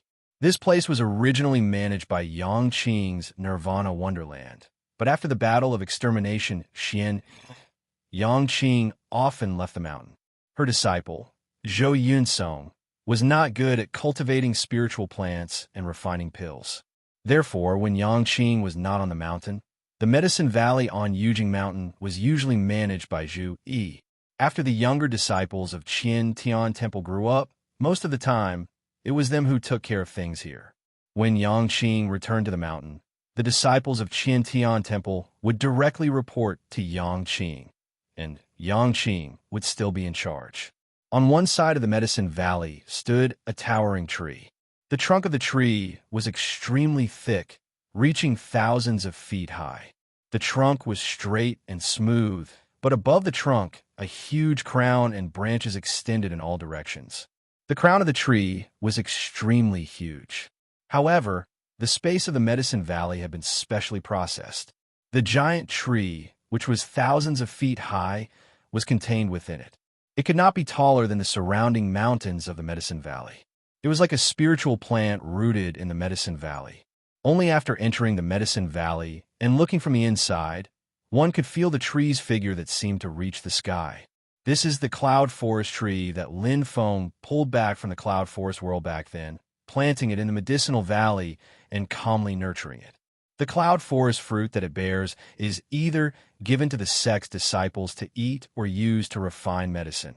It has endless wondrous uses. This tree had been reopened by Lin Feng. After leaving the dimensional world and coming to Yujing Mountain, it quickly passed the Void Thunder Tribulation. Its accumulated essence was transformed into demonic power and formed a demon infant. After that, it became a demon king in the middle stage, and even the late stage as if it was walking on flat ground. In the blink of an eye, it quickly reached the peak of the late stage of the demon king. Only when it was about to break through to the immortal demon soul did this cloud forest tree demon king become a little stuck. Although the accumulation of demonic power essence was extremely rich, its understanding of the great Tao of heaven and earth was still lacking. However, it was only a paper-thin distance away from achieving the immortal demon soul. He was the most powerful chief of plants in the Medicine Valley, and he also took on some of the responsibilities of caretakers. He had a gentle temperament, and after he gradually became familiar with the disciples of Xianmin Tianzong, he also taught them how to take care of other spirit herbs and spirit medicines. At this moment, at the foot of the cloudy forest tree, stood a young man with brows that were like frost. Yet he was the third-generation elite disciple of the heavenly Heaven Hall and the disciple of Yang Tai, Yixin Hui. He was born with a body of jade and silver, and he was innately friendly towards plants. He himself was rather fond of cultivating spirit grasses and spirit medicines. As the third-generation direct disciple of the Qian Tian Palace gradually matured and took over the majority of the daily affairs of the sect, many things in the Medicine Valley were taken care of by him.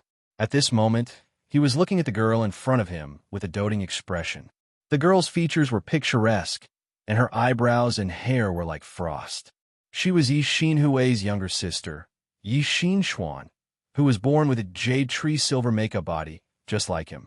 Not long ago, she had also successfully formed her gold core and reached the golden elixir period. She could be called a perfected being. She was placed under the tutelage of Zhuge Wanxiu in the desolate Sky Valley, and after forming her gold core, she was given the Taoist name Yuan Xuan. However, she had a mild temperament and disliked fighting, so she was not well known outside of Xinmen Tianzong. The Yi siblings were also quite legendary. Although they were biological siblings, their age difference was 7 years, and they were not twins. Furthermore, both of their parents passed away early without any abnormalities, but they were born with the same special Taoist body. The probability of such a thing was even lower than that of Luo Qingwu, who was born with the heaven-accumulating dark soul pearl, and that of Taishu Temple Ding Runfeng, who was born with a pure yang body. It was truly amazing. At this moment, Yixin Xuan was holding a small spirit fruit in her hand, and Yixin Hui was looking at her with a smile. It tastes really good. Yixin Xuan ate half of the spirit fruit and then spread it out on her palm. 2 faint shadows appeared in the air and landed on her palm. The shadows seemed to be transparent, but the other half of the spirit fruit in Yixin Xuan's palm quickly disappeared as if it was swallowed by something. Yixin Hui smiled and said, "Your illusion moon swallowtail butterfly can only shine at night. It's pretty good during the day, too." Yixin Xuan giggled and looked at the 2 faint shadows on her palm with a gentle gaze. The illusion moon swallowtail butterfly was a butterfly demon race that was on the verge of extinction. When Yixin Xuan was training with her master, Zhuge Wanxiu, in the Tianwang vast land, she accidentally found 10 butterfly eggs. The girl liked butterflies since she was young, so she brought the eggs back to the mountain and wanted to raise them as pets. Unfortunately, the hatching success rate was low, and in the end, only 2 illusion moon swallowtail butterfly larvae were hatched, and they were a pair of male and female. The butterfly was like the moon in the sky, emitting a dazzling brilliance when the sun set. It especially liked to dance among the flowers on full moon nights, like the white moonlight, colorful and dazzling. When the sun rose, it was hard to see under the clear sky, as if it had turned transparent, which was quite magical. When the illusion moon swallowtail butterfly danced in the sky, the spiritual powder it scattered could help the growth of spirit herbs, and it was helpful to those who cultivated wood and wind dharma. If it was cultivated properly, its combat power would be extremely strong. Yixin Xuan's 2 illusion moon swallowtail butterflies had just grown up, their strength was still low, and their intelligence was weak. But as they slowly grew, they would naturally be reborn. She turned to look at her brother and smiled. Uncle Master Zhou finally accepted a disciple. It's really unexpected. Uncle Master Zhou's foundation is very likely to gradually stabilize, so he finally opened the door to accept a disciple. Yixin Hui said with a bitter expression and a helpless smile. "I just hope that junior sister won't be so curious the next time she comes to the Medicine Valley. Otherwise, the emerald scarlet moonflower I'm raising will never grow." Yixin Xuan stuck out her tongue. Uncle Master Zhou has always been cold. That junior sister better not offend him. "That's fine." Yixin Hui shook his head. Although Uncle Master Zhou is cold, cruel to his enemies, and has always been famous for killing, he is actually not a cold and bloodthirsty person. His temper is also not that violent, especially towards our own people, he is not that scary. The person they were talking about was naturally Yang Qing's first disciple, Zhou Yunsong. In the eyes of the outside world, Xianmin Tianzong was a butcher's knife among the second-generation disciples. Lin Feng's direct disciple, Wang Lin, the new generation's god of slaughter. Like Wang Lin, when Zhou Yunsong fought with others, there were rarely any survivors. His burning sun shattering Yuan Qi was even more ferocious and overbearing, causing people's hearts to palpitate.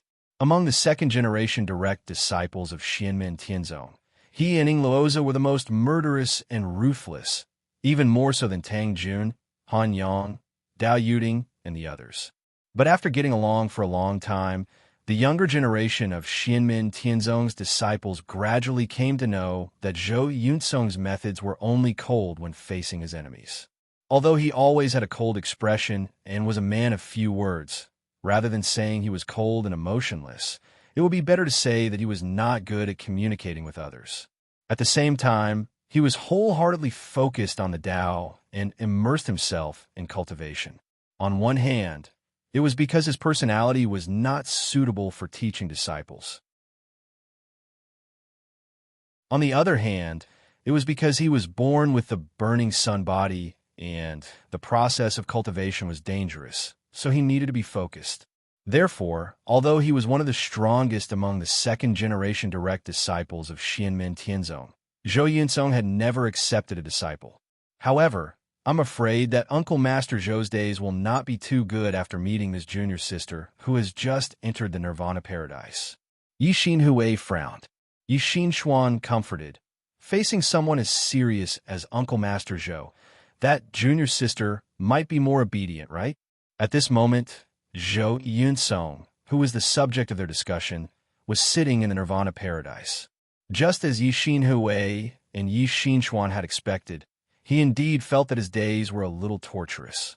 Master, does a seventh martial granduncle really always go to the demon world to capture all kinds of demons to eat? Master, why does Patriarch always sit on a tree trunk? Master, did first martial granduncle's lover, Dao Venerable Qingya, really grow up together? Master, have you ever been to the Mirror Lake Academy that second martial granduncle founded? What exactly does it teach? Master. The series of questions made Zhou Yunsong, who had always liked peace and quiet, feel as if his head was about to explode. The days after the other party entered the sect were the most torturous and unbearable days of his life. Compared to the meticulous harassment in front of him, the threat of his burning Yang constitution making him feel as if he was walking on thin ice and could spontaneously combust at any time was nothing. After being captured by Golden Cicada and brought to the vast land of infinite wilderness, he had fallen into a state of unconsciousness. He was unaware of the passage of time and everything that had happened in the outside world. Although he felt humiliated, it did not take long. By the time he regained consciousness, he had already been rescued by Lin Feng and his disciple. But now, looking at the little girl who was circling around him, Zhou Yunsong felt dizzy. The little girl was Zhou Yunsong's new personal disciple. Her name was Lu Yilin. Like Duanmu Hong, she had been met by Yang Qing when she was traveling outside to practice medicine and then brought back to the mountain.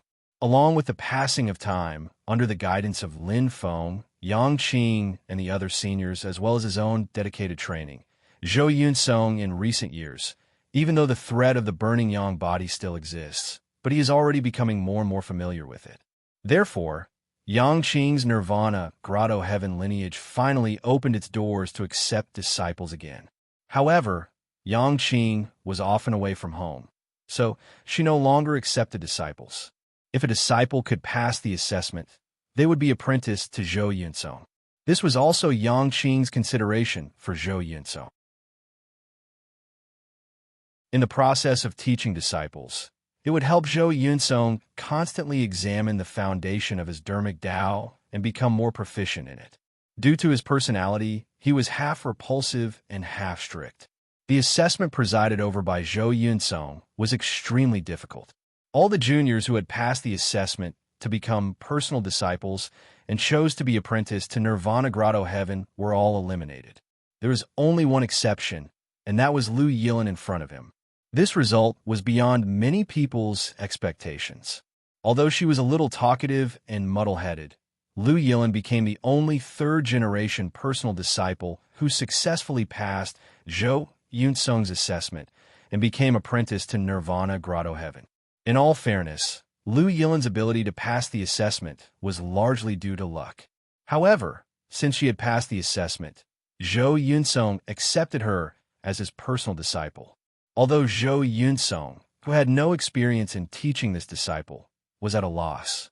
However, Zhou Yunsong soon regretted it. Lu Yilin was very excited. When she was a foundation disciple, she could only hear rumors about many things.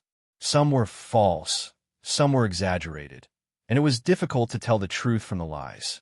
Now that she had finally become a personal disciple, and her master was the outstanding second-generation personal disciple of Xianmen Tianzong, Zhou Yunsong, she, who was already full of curiosity, could no longer control herself. She just wanted to pour out all the doubts in her heart and get answers from her master. Master, why don't you ever smile? The senior and junior sisters who learned together in the Cloud Peak Hall all said that you were handsome. If you smile, you're even more handsome. Before she could finish her words, she saw Zhou Yunsong stand up and leave the quiet room with an expressionless face. Lu Yilin was at a loss. Did I say something wrong?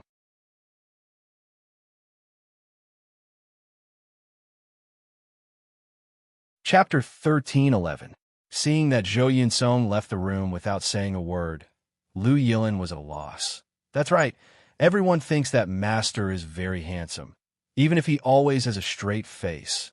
Generally speaking, even if a cultivator had not reached the level of primordial spirit transformation, the higher his cultivation, the better his appearance would be. His ordinary foundation would become extraordinary because of the cultivation of qi. Those who had a good foundation would be more eye-catching. To be fair, although Zhou Yunsong had always been cold and indifferent, his facial features were extremely handsome. Among all the second-generation disciples of Xianmen Tianzong, except for Han Yang, the others were inferior to him. This was only in terms of facial features, but even in terms of temperament and aura, Zhou Yunsong was still one of the most outstanding people. Sometimes, the younger disciples would talk about him in their spare time. Although it was not appropriate to talk about their elders, they would also secretly exchange gossipy views. Of course, for now, the best was limited to the second-generation true disciples like Zhou Yunsong and Han Yang.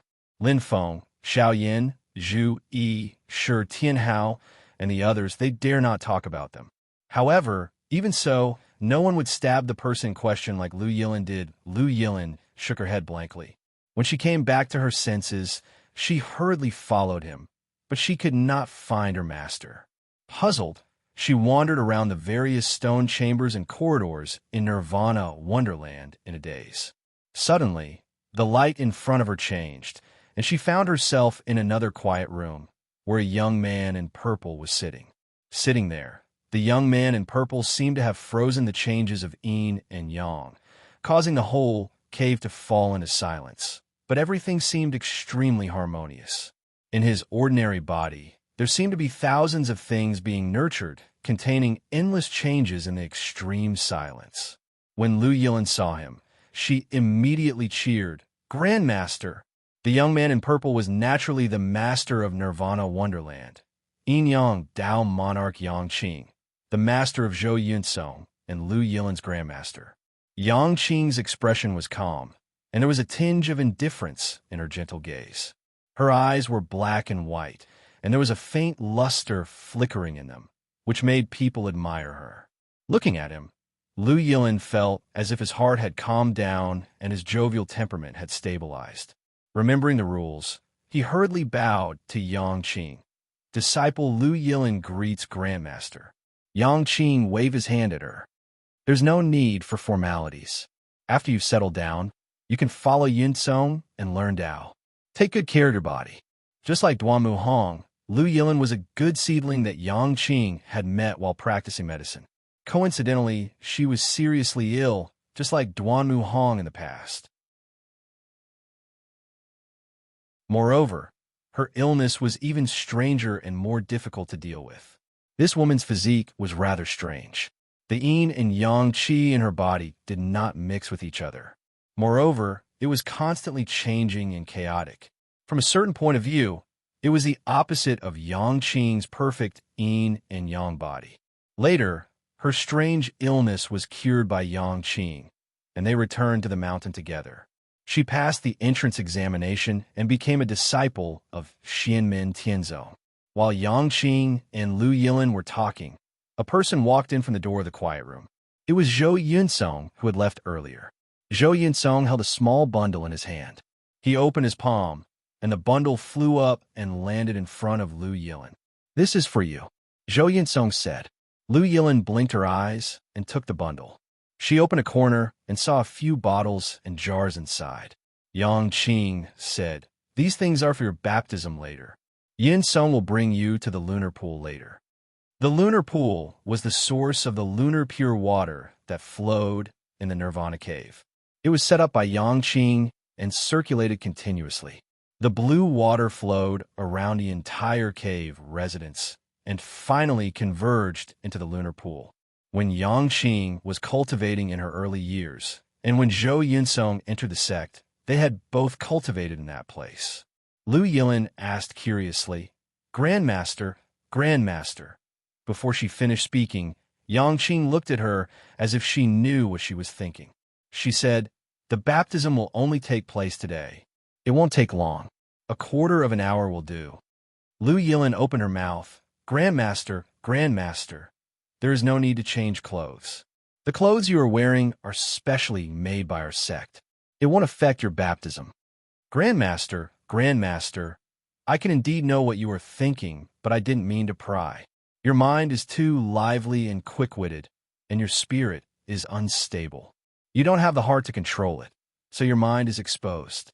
To me, it is like a picture in front of me. I can see it clearly." Lu Yilin was speechless, but she didn't close her mouth. Instead, she opened it wide and stared at Yang Qing in front of her. Yang Qing continued, "In the future, when you cultivate, you have to pay more attention to this aspect. It is not a bad thing to have a quick-witted mind, but it is as bad as not doing enough. If you don't control it, you will be dissatisfied. If you don't control it, when you go out of the sect in the future, when you meet other primordial spirit cultivators or some Yuanian cultivators, all your thoughts will be seen by them." Lu Yilin wanted to say something, but she closed her mouth. Instead, her eyes were filled with excitement. She turned to look at Zhou Yunsong. Zhou Yunsong was expressionless and didn't say anything. Yang Qing, who was beside him, smiled and said, "Yes, Yunsong can also see it." Lu Yilin blinked her eyes and stared at Zhou Yunsong. Zhou Yunsong glanced at her and still didn't say anything. Lu Yilin couldn't help but move closer to him and twirl around, as if to show him what she was thinking so that Zhou Yunsong could understand. However, Zhou Yunsong simply closed his eyes. Lu Yilin was immediately discouraged and turned to look at Yang Qing. Although Yang Qing's eyes were still open and there was still a smile on her face, she didn't say anything. Lu Yilin stared at his master, who had closed his eyes, and his grandmaster, who had stopped translating for him. After a long while, he finally couldn't hold it in anymore. He ran to Zhou Yunsong and asked, "Master, Master, why didn't you tell me when you could see what I was thinking?" Zhou Yunsong opened his eyes. He didn't look at Lu Yilin in front of him, but looked at Yang Qing. "Master, do you want to use me as the foundation to calm her mind?" Yang Qing looked at her disciple as if she could see the bottom of Zhou Yunsong's heart. "Not only her, but also you." Zhou Yunsong was slightly stunned. The coldness on his face dissipated, and he showed a thoughtful expression. Lu Yilin's eyes moved between the two curiously. "Master, Master, how to calm her mind?" Before she could finish her words, Zhou Yunsong flung her sleeve and used his magic power to roll her up. At the same time, the bundle containing the bottles and jars was also rolled up. Seeing this, Yang Qing's eyes flickered slightly, and she looked at Zhou Yunsong helplessly. "Yunsong?" At this moment, Zhou Yunsong's expression had returned to normal. He bowed to Yang Qing. Disciple tried his best. Thank you, master. Yang Qing looked at him and waved her hand after a long time. I believe you have a sense of propriety. Go, send Yilin to the baptism first. But things like today will only happen once. It won't happen again. Zhou Yunsong's face, which had calmed down again, suddenly twitched slightly. He turned and left the clean room where Yang Qing was. Xianmin Tianzong, who made cultivators below the primordial spirit realm tremble with fear and dread, staggered slightly when he walked. On the Xiantian treasure tree, Lin Feng sat upright with a faint smile on his face. He looked down at the trunk under him and couldn't help but scold with a smile. Little girl, you even made up stories about me. Zhou Yunsong's situation was special. His cultivation needed to be carefully planned. It was arranged by Lin Feng and Yang Qing together. After getting on the right track, Lin Feng wouldn't continue to ask questions. But at the beginning, he also wanted to observe and make sure there were no problems. As a result, he naturally saw the scene of Zhou Yunsong fuming with anger at Lu Yilin. He also heard many of Lu Yilin's questions. Lin Feng shook his head and didn't say anything more. His original intention was to find a disciple for Zhou Yunsong, but it turned out to be such a disciple. Lin Feng was also a little surprised. Therefore, Lin Feng simply adjusted the plan. The master and disciple would temper each other's temperament. For Zhou Yunsong, being a master was not as simple as imparting Dao techniques. On the contrary, his gains were not just Dao techniques. Whether it was the world or the internal members of Xianmin Tianzong, their understanding of Zhou Yunsong was actually relatively one-sided. Lin Feng and his master, Yang Qing, knew more. In essence, Zhou Yunsong was not a cold, heartless, crazy, and bloodthirsty person. His current personality and fighting style were to a considerable extent influenced by the special burning sun physique. At the same time, Zhou Yunsong's personality was cold and fierce. He could endure hardships and was indomitable, but he could not bear to be wronged. Moreover, he was very easily provoked by others. Once he was angry, it was very difficult to calm down and suppress. However, the way he expressed his anger was never through shouting, but through bone-chilling coldness. However, Zhou Yunsong himself was not without problems. Although he was cold on the outside but warm on the inside, he was very concerned about the people close to him, and he also had a very high sense of honor and belonging to his master, Xianmin Tianzong. But in essence, he was not a person who easily opened his heart to others. As for Lu Yilin, before she really attracted Zhou Yunsong's attention, her chatterbox and unrestrained behavior would easily anger Zhou Yunsong, and her muddle-headed personality would cause her to anger Zhou Yunsong without knowing it. There was a saying called being spoiled and arrogant. First, one had to be spoiled to rely on. Then he could be said to be arrogant. If Yang Qing did not inform them in advance, Lu Yilin was likely to be thrown out of the Nirvana cave by Zhou Yunsong in less than a few days. Lin Feng and Yang Qing also had no intention of specifically suppressing Zhou Yunsong and asking Zhou Yunsong to endure things that he could not bear. They also had no intention of forcefully changing Zhou Yunsong's character. But at least, Zhou Yunsong had to adjust the negative factors in his character to a controllable range. Otherwise, when he tried to break through to the primordial soul realm in the future, he would face great obstacles and might even have no hope in his life. This was not an alarmist talk. As for Lu Yilin, she also had to accept Zhou Yunsong's polishing. It was just that it was not controllable, but he had to try his best to avoid further loss of control. Similarly, there was no need to forcibly correct it, but he needed to adjust it. The scale of this would depend on Zhou Yunsong himself, and Yang Qing would guide him from the side. Lin Feng believed that the master and disciple could do it well.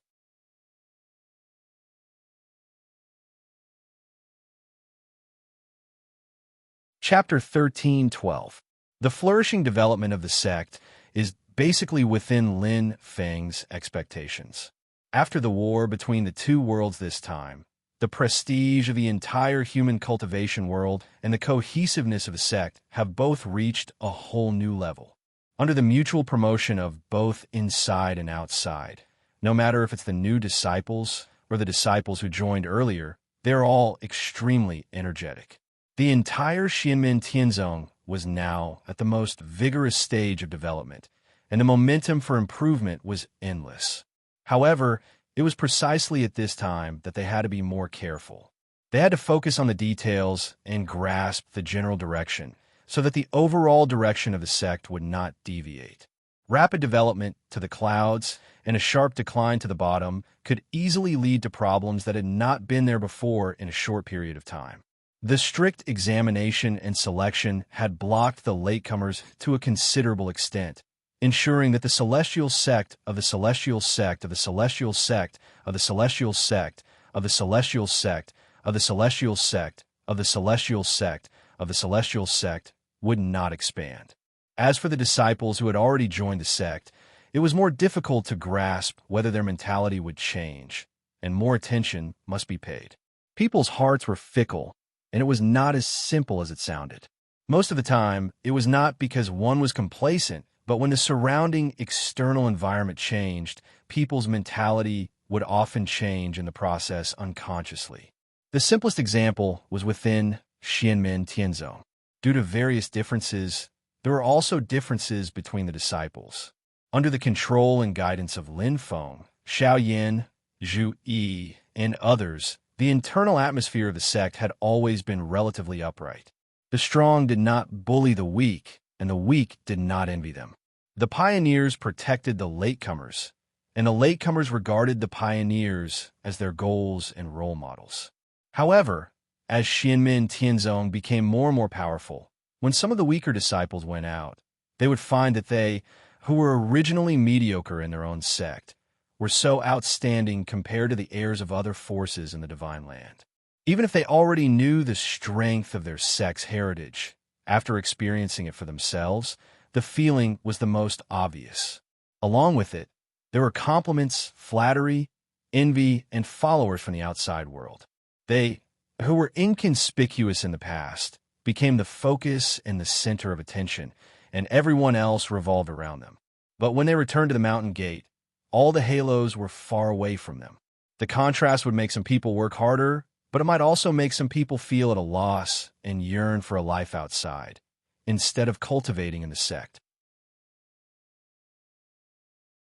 Following the expansion of Xianmen Tianzong's strength and the harvest from the war between the two worlds, Xianmen Tianzong's businesses outside also increased, and it was necessary to arrange for disciples to go and take care of them. It might not be currying favor, but might cause some of the disciples to have other ideas. It was not wrong to be the head of a chicken rather than the tail of a phoenix. It was just a matter of personal choice. However, if one indulged in the enjoyment of being a local tyrant, indulged in the protection of a sect without being overshadowed by stronger people, or pursued the path of cultivation that could radiate one's own light, it would only bring more harm than good. This was also something that would happen when many other major forces developed to a certain extent. The world of mortals was like water, and it would constantly wash away one's soul unknowingly. It was not easy to be confident and self-reliant, to appreciate all kinds of scenery, and to persevere on one's own path without wavering. One needed to constantly reflect on oneself. However, aside from Lin Feng himself, his personal disciples, Xiao Yin, Zhu Yi, and the other 8, although their personalities were different, their Taoist hearts were stable. Under their top-down control, the mentality of the disciples of Xianmen Tianzong was still in a stable and benign state.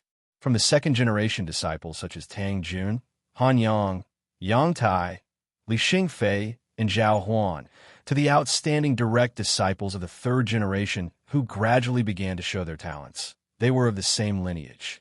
The main trunk was not biased, and the branches and leaves were flourishing outwards, maintaining a normal and orderly state.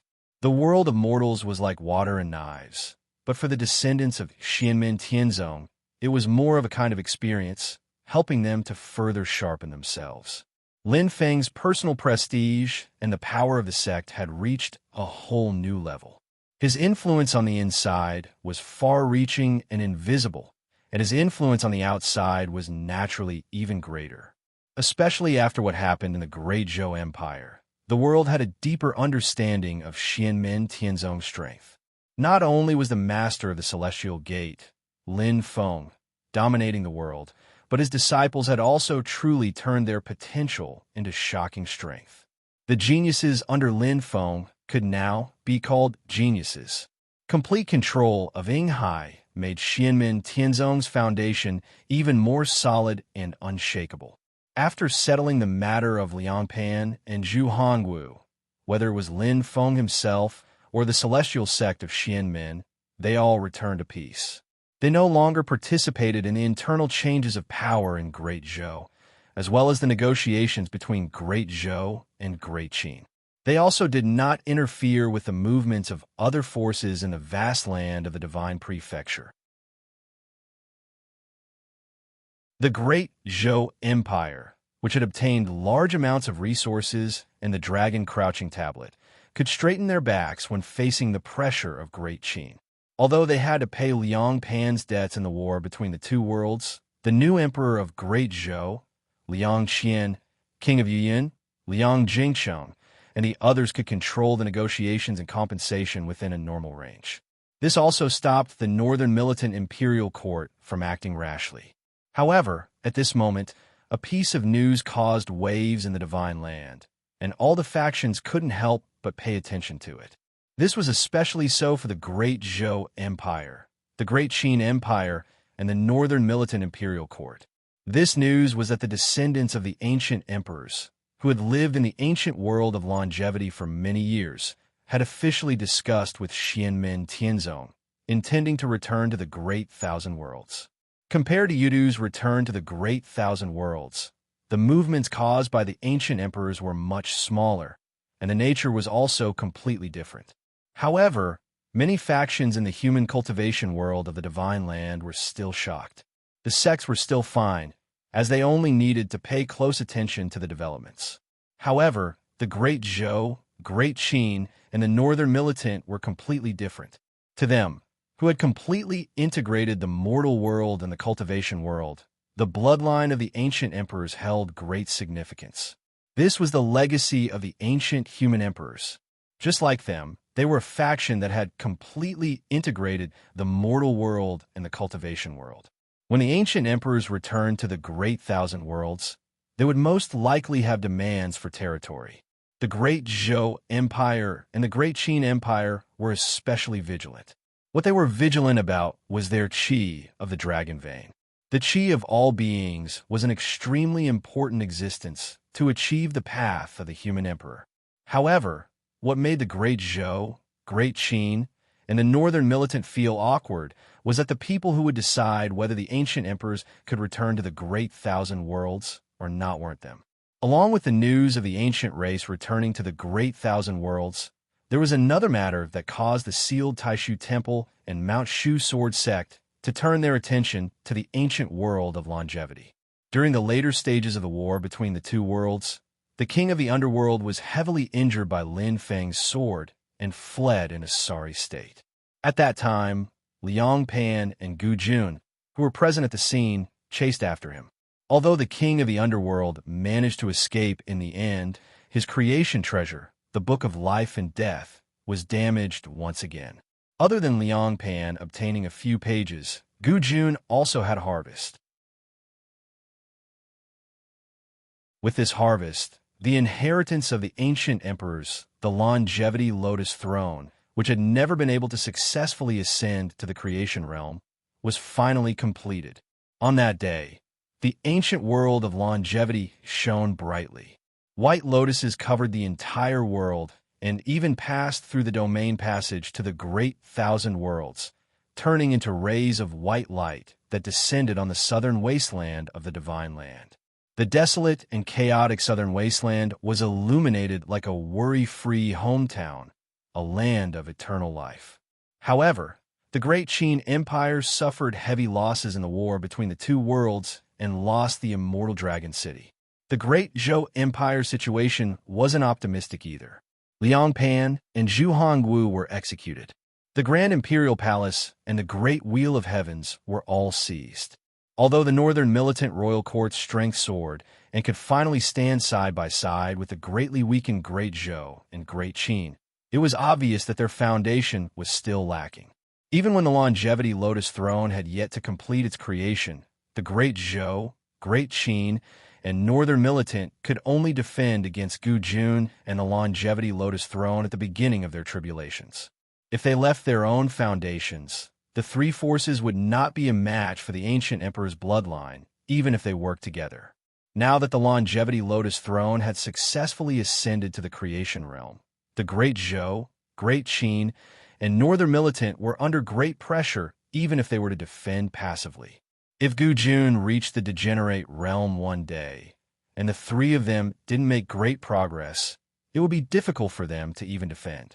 Now that the Taishu Temple and Shu Mountain were sealed, the only one who could decide whether the ancient emperors could return to the divine continent was Xianmin Tianzong. But what troubled Shizongtong, Liang Xian, and Northern Militant First Chanyu was that the relationship between the ancient emperors and Xianmin Tianzong was not estranged. If one were to say that the bloodline of the ancient emperor had not made a final decision before the War of the Two Realms, then during the War of the Two Realms, accepting Lin Feng's arrangements and rushing to the aid of West Hill City, as well as attacking the emperor of the Netherworld, had already displayed their inclinations. Now that the ancient emperors wanted to return to the divine continent, they first discussed it with Xianmin Tianzong, and their attitude was already very clear. Thinking about the relationship between Xiao Yin and Xiao Zhan, Shi Zongtong, and the others could only smile bitterly. Xianmin Tianzong didn't need to suppress the Great Zhou, Great Qin, and Northern Militant. As long as they didn't help either side, the ancient emperor's return to the vast thousand worlds was a matter that was set in stone. And with Lin Feng and Xianmin Tianzong's usual style, as long as the ancient emperors didn't cause any indignation, they wouldn't forcefully interfere in similar situations. Normal competition depended on one's ability. Everyone had their own plans, and it depended on who was more capable. However, the exact news soon came, which shocked Shi Zongtong, Liang Xian, and the others. The new ancient emperor, Gu Jun, had chosen the southern wilderness for the ancient emperors to return to the divine land of the vast thousand worlds. The southern wilderness had a domain passage that led to the vast thousand worlds and was often invaded by the demon race. It was a land of hundreds of battles, and the environment had always been harsh and the population was small. Whether it was the Great Qin or the Great Zhou, they didn't care much about this land. They were more interested in some of the unique resources produced here. Otherwise, it would be a complete burden. In these years, the most influential force in the southern wilderness was the reincarnation sect. However, the reincarnation sect had been shrinking in recent years. Other than a limited area, they also left the southern wilderness alone. Such a large piece of land was almost ungoverned. Although the ancient emperors had chosen this place to occupy some resources, the native population was limited and the environment was very harsh. Of course, after the ancient emperors gained a foothold, as long as they were powerful enough, and as long as Xianmin Tianzong and Taishu Temple didn't interfere, they naturally had the possibility of expanding. But for now, Gu Jun was showing his attitude by taking the initiative to choose such an unclaimed land.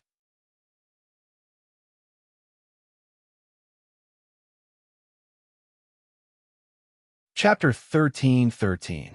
In the Kunlun mountain range, in the void above the Yunfeng Mirror Lake, Mount Yujing stood silently. In the great hall of all heavens on the mountain, Lin Feng sat on the main seat and looked at the middle-aged man on the guest seat. Have you decided? The man was handsome and had a graceful bearing. He was middle-aged and had a different kind of charm. However, his aura was very ordinary, like a mortal. It was somewhat similar to Lin Feng's current state. His entire body seemed to have merged with the void. However, Lin Feng could naturally see that this middle-aged man was at the beginning of the tribulation stage. His Dao techniques and abilities were all unique and outstanding. This person was the descendant of the ancient emperor, the current ancient emperor, Gu Jun. In terms of his own magical powers and abilities, He was the strongest person in the human cultivation world in the Divine Land, outside of the Xianmen Gate. After the Longevity Lotus Throne finally crossed the final barrier and achieved creation, Gu Jun and the Gu family could already sweep away the current alliance of the Great Zhou, Great Qin, and Northern militant families.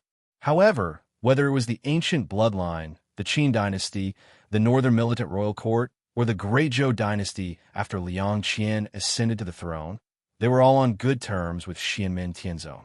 Lin Feng and Xianmen Tianzong would not interfere with their competition and schemes, but these forces would more or less take into account the existence of Xianmen Tianzong. Gu Jun had clearly thought about it carefully. Under the current situation, it was obviously not the right time for the human emperor to rule the world again. However, the time for the ancient bloodline to return to the Divine Land was also ripe. Returning to the boundless world of the Divine Land, controlling more living beings and people, and gathering more dragon chi of all living beings was of great significance to the ancient emperor.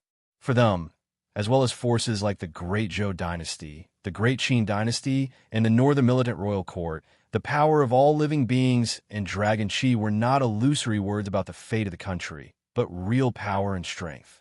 The Tao techniques they cultivated, more or less, would have a promoting effect when unifying the dragon chi of all living beings. Regardless of whether it was Stone Feather or Liang Pan, they were both rare cultivation geniuses. But even then, their cultivation speeds actually surpassed most people, and this was aided by the imperial mandate and the convergence of the dragon vein. The new Great Zhou Emperor, Liang Qian, who had just ascended to the throne, instantly broke through the shackles of the past and broke through from the middle stage of Yuanying to the late stage of Yuanying. Moreover, the Yuanying stage continued to grow rapidly, and the primordial spirit was in sight. Great Qin's new emperor, Shi Zongtong, had long since reached the returning to Void Realm and fusing Tao. His cultivation was quite high, so he did not seem to have changed much.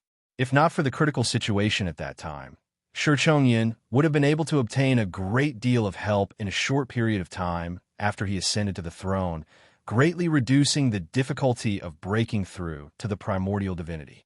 The Northern militant royal court didn't have much experience in this area, so their help was relatively limited. At the same time, they weren't good at gathering dragon vein chi, but it wasn't completely useless. This kind of cultivation method was not a shortcut. Under normal circumstances, it would not cause an unstable foundation. However, if the monarch were to abdicate, then the rapid improvement that the dragon vein chi and the force of living beings had brought might turn into a disadvantage instead, making it extremely difficult for them to improve in the future, thus cutting off their path of improvement. What's more, their cultivation might even regress. Liang Pan fled to Yingxi and even took away all the mortals in Tianjing City. In addition to leaving some foundation for himself to make a comeback, the more important reason was actually this. This was related to his grand imperial palace. Even without the grand array of Tianjing City, he could continuously draw the power of living beings and the chi of the dragon vein without spending time and energy to set it up again. The southern wilderness was vast but sparsely populated. The territory was actually quite vast towards the south. However, because it was connected to Tianhuang continent and the netherworld sea would crack from time to time, the geographical environment was harsh. Many places were desolate and uninhabited. If Gu Jun wanted to gather the dragon vein chi here, his gains would be very limited. A large number of natives in the ancient longevity world would most likely migrate back to the Great Thousand World with the bloodline of the ancient emperor. However, to turn the southern wilderness into a fertile land that was suitable for living and reproduction was not something that could be done overnight. However, with the war between the two worlds, the situation in the southern wilderness had changed because of the obvious victory of the human cultivation world. In the past, they were in confrontation with the Tianhuang continent, but now, the vital areas of the Tianhuang continent near this realm passage were mostly occupied by human cultivators, while the demon race retreated. Now, the southern wilderness of the Divine Land was not peaceful, but the threat from the demon race had at least dropped to an extremely low level. Although there were other factors that caused the environment to be harsh, it was undoubtedly a great improvement compared to before the war between the two worlds. The northern militant royal court was too far away. Even if they had ideas, it would be difficult to carry them out. After Liang Pan and Zhu Hongwu were killed, the Great Qin dynasty gradually began to have ideas about the southern wilderness. Although the Great Zhou dynasty was also deeply hurt, they also had a new view of the southern wilderness. Although the reincarnation sect was not as strong as before, they had the geographical advantage and had operated in the southern wilderness for many years. They also began to have ideas of expanding. However, facing the arrival of the ancient race, the three sects could not resist. The southern wilderness had been ungoverned for many years. Basically, the populated areas were governed by cities. They were superior to the Great Qin, the Great Zhou, and the reincarnation sect, but they were very independent. Although the ancient emperor's bloodline had just arrived, they were much more powerful than the current Great Qin, Great Zhou, and reincarnation sect. The legends of the ancient human emperor were still being passed down to this day. With Gu Jun and the others' means, it would not be difficult for them to take over these cities.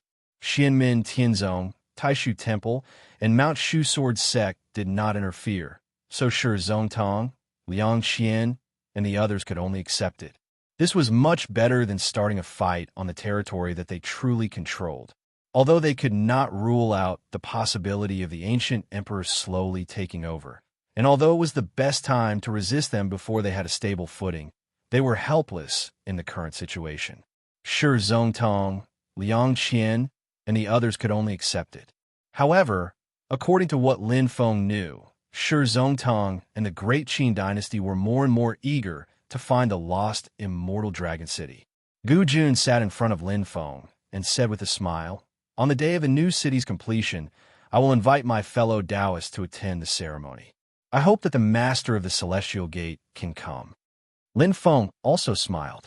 "If there are no accidents, I will be there. Your clan has been hiding in the medium world for many years. Now that the bitterness is over, the sweetness is coming. This is something worth celebrating." Gu Jun stood up and said, "In that case, I will take my leave first. Sorry for the trouble." After clarifying the attitude of the celestial sect of wonders, the ancient emperor's next move could be carried out freely. Taishu Temple and Mount Shu were sealed. Although the ancient race's return to the divine land had a great impact, they would not interfere. After Gu Jun and his entourage left, Lin Feng was still sitting in the great hall of all heavens.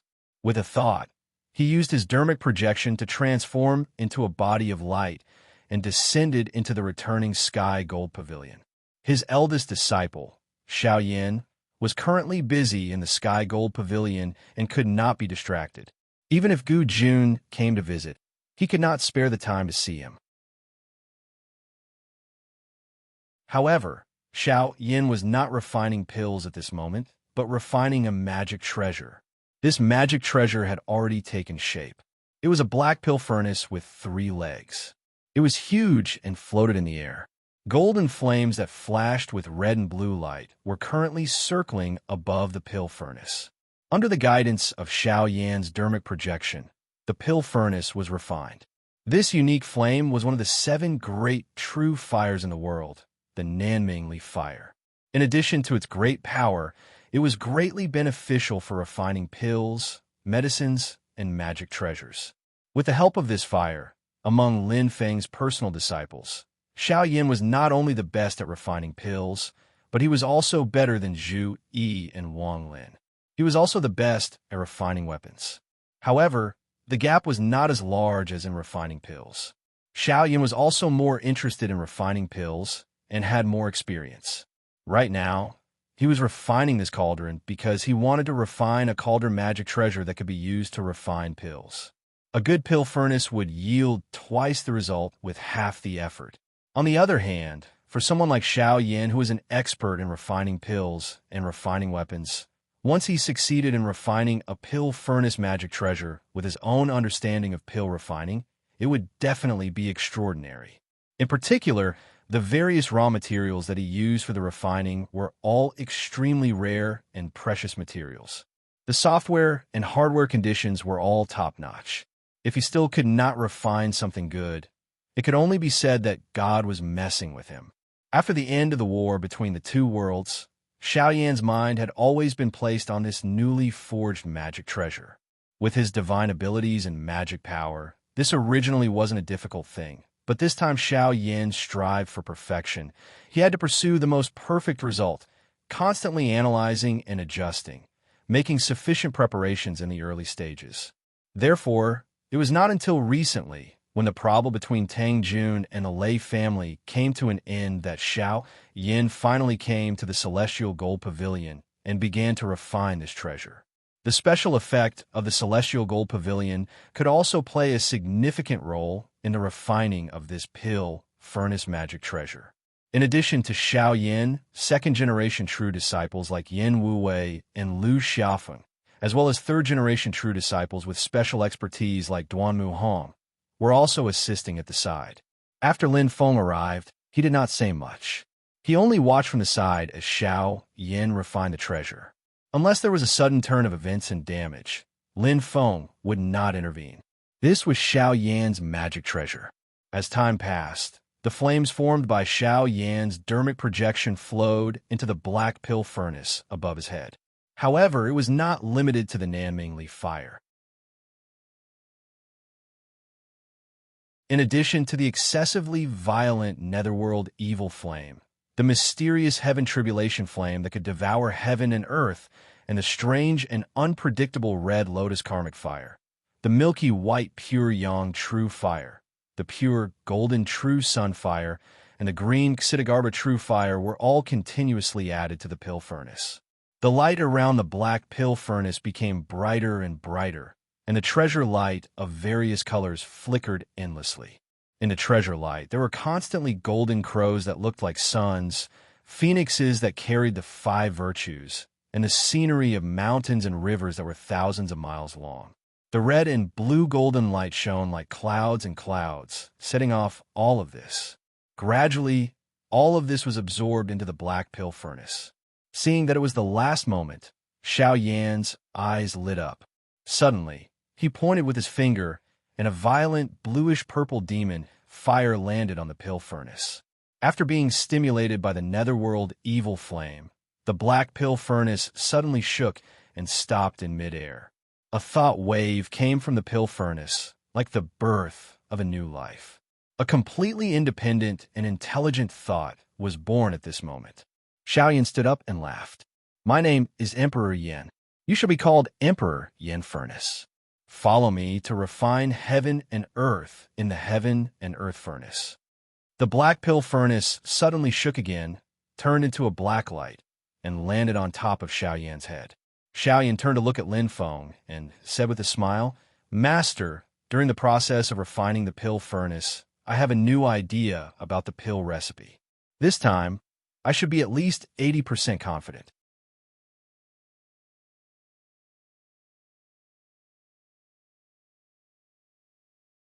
Chapter 13-14. Although the Emperor Yin Cauldron was only a spirit-nurturing grade magic treasure, the mysterious principles within it were already quite extraordinary. Lin Feng and Xiao Yan had both come into contact with the Flaming Sky Divine Cauldron that was seized from the East Heaven Gate and later transferred to the Northern Militant Royal Court. Although the Flaming Sky Divine Cauldron was reforged by the East Heaven Gate, it was still a rare magic treasure for alchemy. Not only did the Northern Militant Royal Court regard it as a treasure, any force in the Divine Land would also value it greatly. Since they were both spirit-nurturing grade magic treasures, both Lin Feng and Xiao Yan were sure that the new Emperor Yin Cauldron in front of them had already surpassed the Flaming Sky Divine Cauldron. So far, the strongest magic treasure for alchemy in the human cultivation world was naturally the creation magic treasure refined by Xia Huang, Ding of Shenzhou. Outside of Ding of Shenzhou, there was the Sun-Moon Divine Cauldron of the Taishu Temple, the Flaming Sky Divine Cauldron of the Ancient Heavenly Gate, the Desolate Immortal Cauldron of the Ancient Emperor, the Heaven and Earth Cauldron of the Primitive Demon Cult, the Origin Chi Cauldron of the Ancient Chong Emperor, and the Bodhi cauldron of the Great Lane Temple. Most of the top forces in the history of human cultivators had such magical equipment as their foundation, which had played a vital role in their rise to power. Xianmen Tianzong was now so prosperous. In addition to its rising status in the outside world, one of the important internal factors was the success of Ding of Shenzhou. Under the continuous operation of the number one pill refining magic treasure in the history of the human clan, as long as the celestial sect of wonders had sufficient resources and materials, the various spirit pills and miraculous medicines produced in just one day would be an unimaginable number to the outside world. Now that Xianmen Tianzong had obtained 4-star sea gates and gained control of the Divine Land, Xianmen Tianzong became the number one holy land in the world and obtained great results in the war between the two realms. All of these made Xianmen Tianzong not lack resources. With the cooperation of Ding of Shenzhou, the overall strength of the sect suddenly had signs of further explosive growth. It wouldn't take too long to see the results. What the celestial sect of wonders lacked the most was time. And all of this, he was making up for the lack of foundation of the celestial sect of wonders at a speed that left one dumbfounded. Xiaoyan was supposed to be the happiest person to receive Ding of Shenzhou. However, due to some special reasons, the relationship between Xiao Yan and Ding of Shenzhou was not very good. In fact, after the incident at the Nether Sea, where Xia Huang's phantasm soul was completely destroyed, the relationship between Xiao Yan and Ding of Shenzhou had gradually eased. Xianmen Tianzong, the de facto number one alchemist, and the number one alchemist magical equipment in the history of the human cultivation world, gradually formed a tacit understanding with each other. Xiaoyan's attainments in the Tao of alchemy were also gradually improving as they complemented each other with Ding of Shenzhou. The ancient world of immortals and Taishu Temple's Lord Qing Ning and the ancient race's Lord Spiritual Awareness Gu Yuan had a gamble at the elixir gathering. They had obtained 4 top-grade spirit pills from Taishu Temple's collection, as well as the desolate spirit spring of the ancient world of immortals. The pill recipes for the 4 top-grade spirit pills, including the golden elixir of the divine Advent Great Tao, had already been deduced through the heavenly gold pavilion. Xiaoyan had benefited greatly from studying these top-grade pill recipes. He gradually began to integrate his understanding of the Tao of alchemy and bring forth new ideas. A brand new pill recipe that belonged to Xiaoyan, one that had never appeared in the great heaven primal world before, gradually took shape in Xiaoyan's mind. It integrated various principles of heaven and earth, constantly perfecting itself. Xiaoyan had created his own pill recipe before, but its level was relatively low. This time, it would be a brand new spirit pill that was not inferior to the 33 Heavens Fortune Immortal pill, the 10 Saints Golden Elixir, and the Golden Elixir of the Divine Advent Great Tao. Now that he had gradually reached a tacit understanding with Ding of Shenzhou, Xiaoyan's need for the Emperor Yin Cauldron was not that urgent. But on one hand, it was to leave behind the inheritance of his own Fentinya bloodline so that it would be convenient for Tang Jun, Duanmu Hong, and the others who were gradually growing up to refine pills. The furnace of the outer sky was still useful for Duanmu Hong and the others, but Tang Jun, who was already in the middle stage of yuanying, had gradually felt the same as Xiao Yan in the past.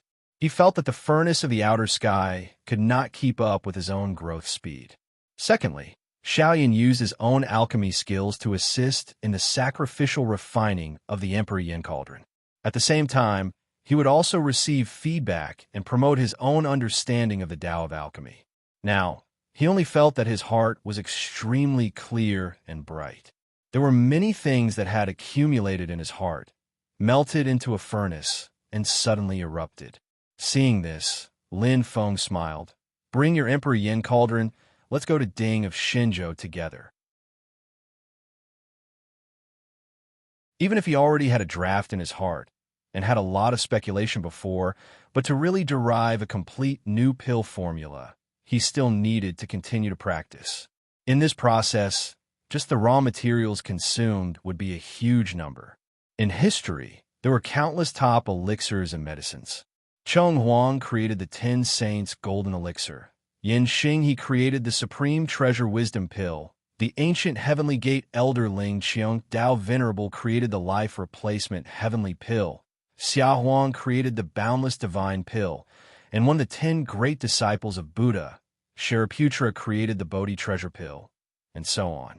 These top-notch spirit pills were also the sparks of inspiration that burst out after the alchemist's attainments in alchemy, and their own understanding of the great Tao of heaven and earth had both reached a relatively high level.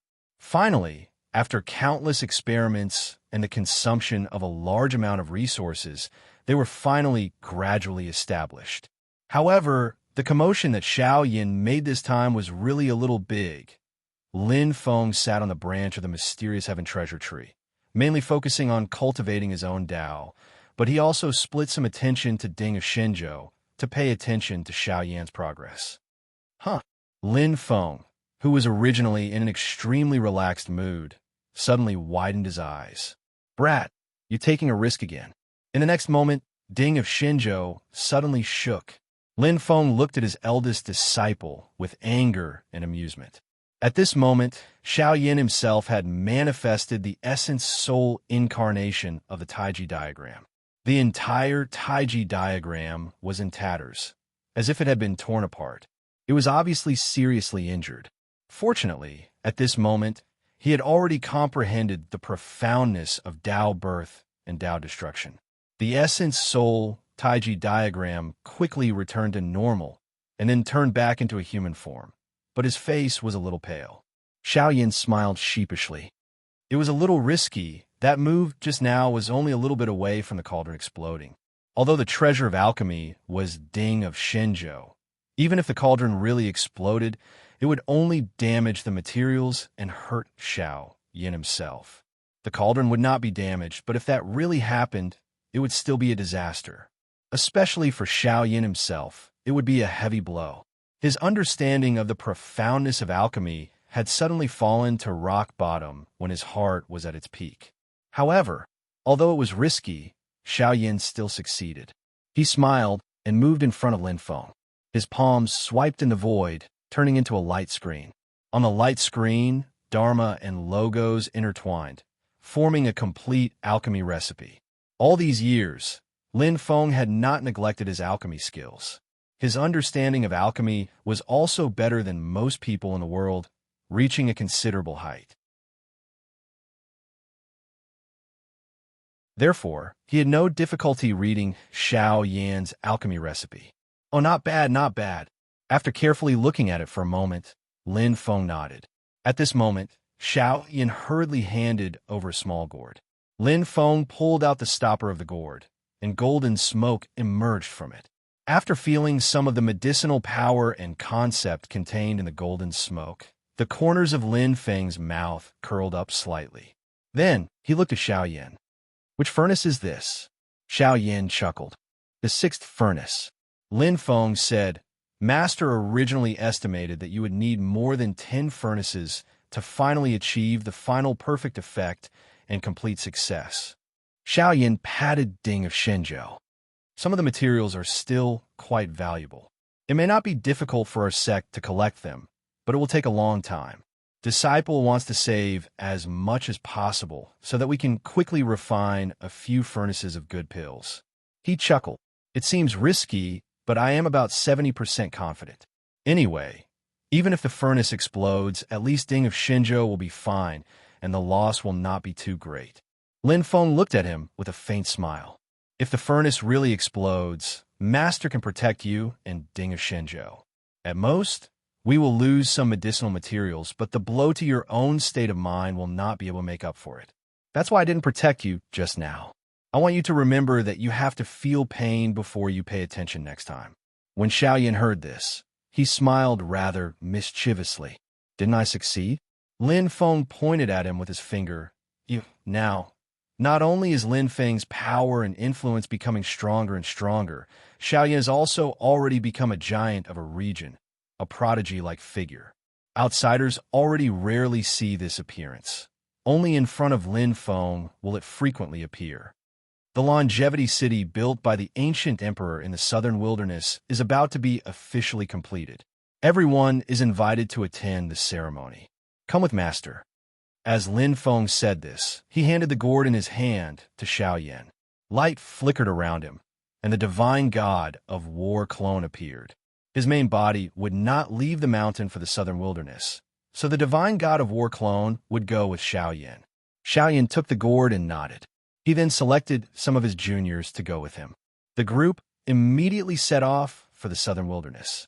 It was not Xiao Yan's first time coming to the southern wilderness of the Divine Land, but this time he could feel the difference even from afar. Even though the flow of qi was still chaotic and desolate, there was already a clear path to follow, and the qi was slowly converging toward a single point.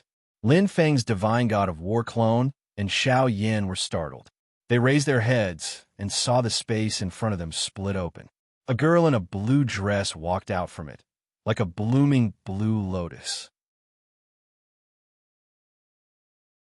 It was Xiao Zhan. Xiao Zhan saw Xiao Yan and smiled. However, she did not greet Xiao Yan first, but bowed to Lin Feng first and said, "Senior Lin, your presence brings light to our longevity city." Lin Feng smiled and said, "Miss Zhan, you're being too polite." Finishing, he didn't say anything else and quietly looked at this pair of children. Xiao Yan went up and stood together with Xiao Zhan. Both of their eyes were filled with joy. Xiao Yan's disciples also came up to greet Xiao Zhan. Junior greets Dao, Lord Qingyi. Under Xiao Zhan's guidance, the group continued forward. Soon, a majestic white city appeared in everyone's sight, dazzling in the southern wilderness.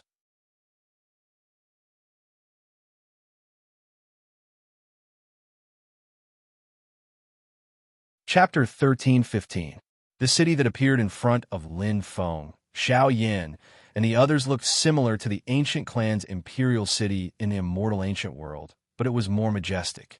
The city was located in the southern wilderness, and it was a magnificent sight. Beams of white light rose into the air like blooming white lotuses. The white light seemed endless, connecting the past, the present, and the future, blurring the flow of time. There was even a thriving vitality that blended with the wild and chaotic southern wilderness. It was filled with a desolate and ancient aura, but also the power of countless living beings, pointing to the infinite possibilities of the future. Lin Feng looked around, his gaze piercing through the void and looking into the distance. After a while, he retracted his gaze and smiled. The southern wilderness was vast and sparsely populated.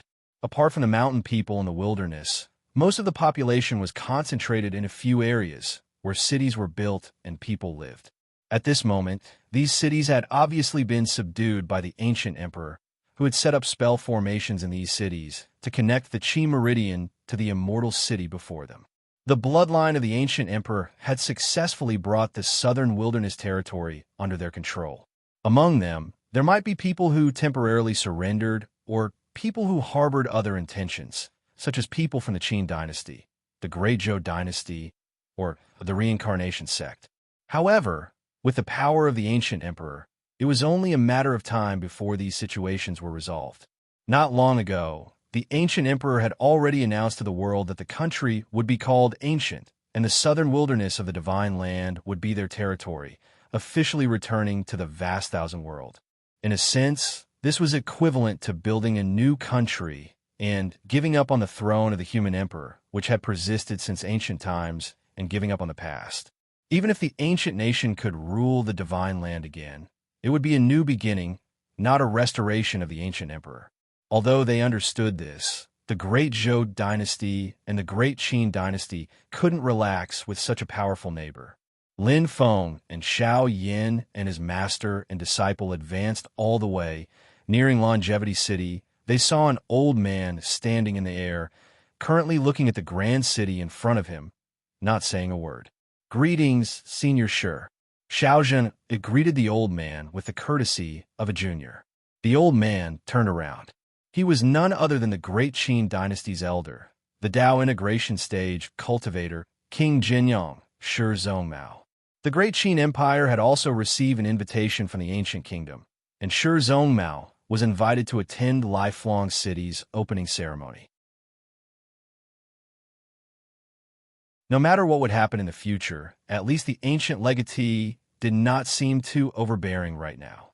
Even if Great Qin had many thoughts, it would not lose its decorum and directly show hostility. When Shi Zhongmao saw Xiao Zhen'er, he immediately nodded and returned the greeting. "Dao Master Qingyi, this old man greets you." Then, his gaze landed on Lin Feng's god of war clone and Xiao Yan. "Greetings, master of the celestial sect and Emperor Yan." Behind Shi Zhongmao was a group of Great Qin dynasty cultivators who came with him to watch the ceremony. At this moment, they also hurriedly greeted Lin Feng, Xiao Yan, and Xiao Zhe. In addition, the ancient tribe's elder who accompanied Shi Zhongmao also greeted Lin Feng. At this moment, the void on the other side broke open.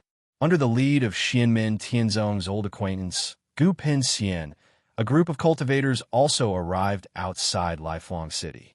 The middle-aged man in the lead was also familiar to Lin Feng and his disciple. It was the Great Zhou dynasty's king, Yan Liang, Liang Fu. Whether it was the Great Zhou dynasty's cultivators who stayed in the Divine Land, or the Great Zhou dynasty's experts who escaped with Liang Pan and Zhu Hongwu, apart from a few who had committed serious crimes, Xianmin Tianzong did not make things difficult for them. Instead, they were all handed over to the Great Zhou dynasty's new emperor, Liang Qian, to deal with them. Although a new emperor had his own ministers in the cultivation world, it was not easy to nurture new experts. Liang Qian had just ascended to the throne, and his foundation was not stable. Moreover, there was pressure from the Great Qin dynasty, the northern militant royal court, and the newly established ancient kingdom. Therefore, there was no purge. Most of the Great Zhou dynasty's experts were appeased and subdued by Liang Qian. However, Liang Qian was not a person who only appeased others. He would not allow others to bully him. A small number of people were dealt with. Under the combination of kindness and authority, the Great Zhou dynasty situation was stabilized as soon as possible. The king of Yanliang, Liang Fu, the king of Yuyin, Liang Jingcheng, the king of Donghai, Liang Jinglai, and the others all expressed their allegiance to Liang Qian. Although Liang Qian's cultivation was still limited, he was the most suitable monarch for the current situation. This time, Liang Fu was the representative of the Great Zhou dynasty and was invited to attend the ceremony. When Liang Fu and the ancient brush spirit saw Lin Feng, Xiao Yan, Shi Zhongmao, and the others, they naturally exchanged pleasantries.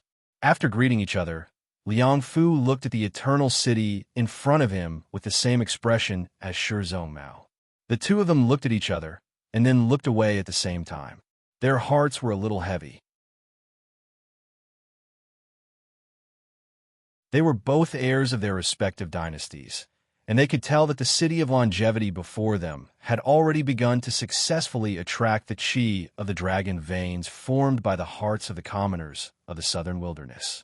In the void, there seemed to be invisible white dragons flying around, gathering in the majestic city in front of them from all directions.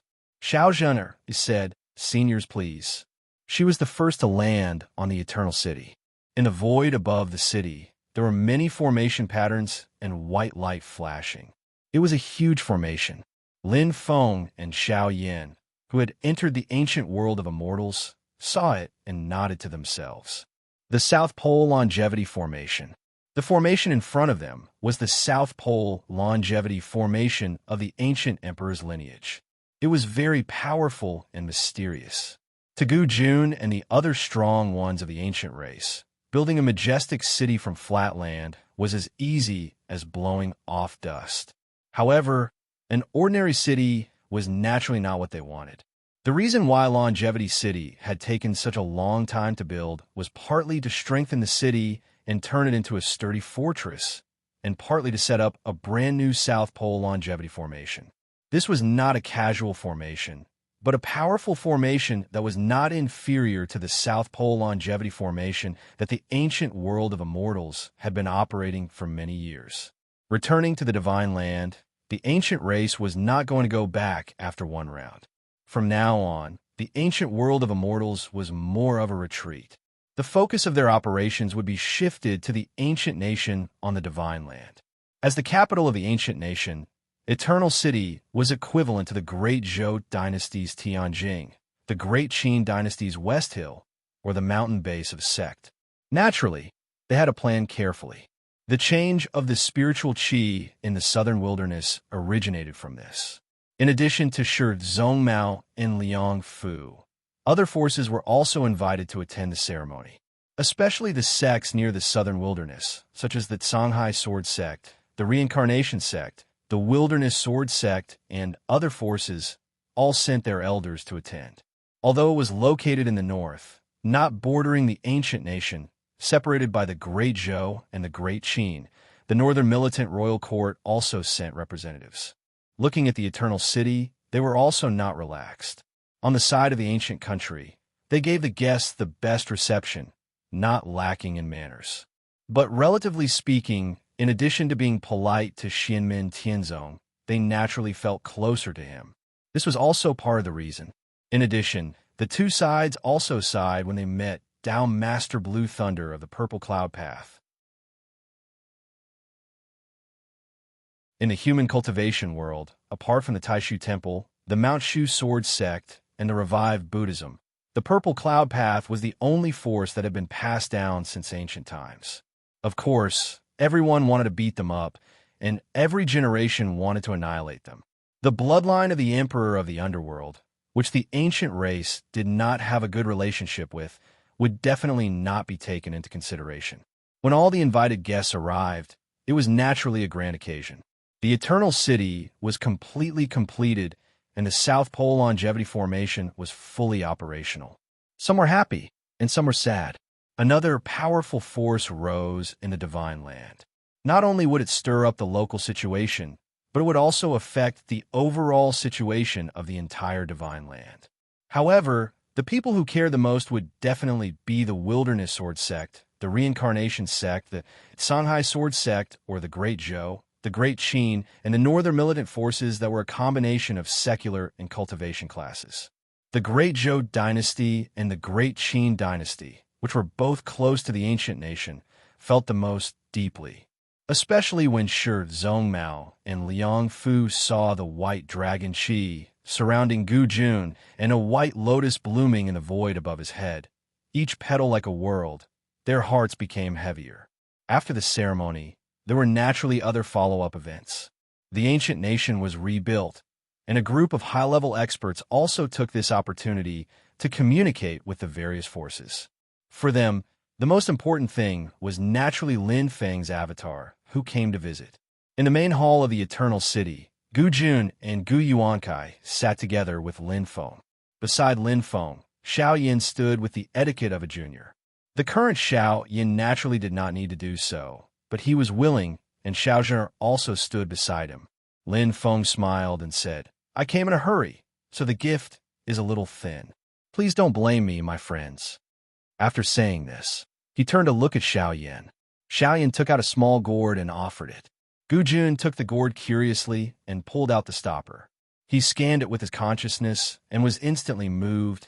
The medicinal power and the laws within are extraordinary, but I have never heard of a pill like this before. Just what is this? Gu Yuankai, who was beside him, was more proficient in the way of alchemy.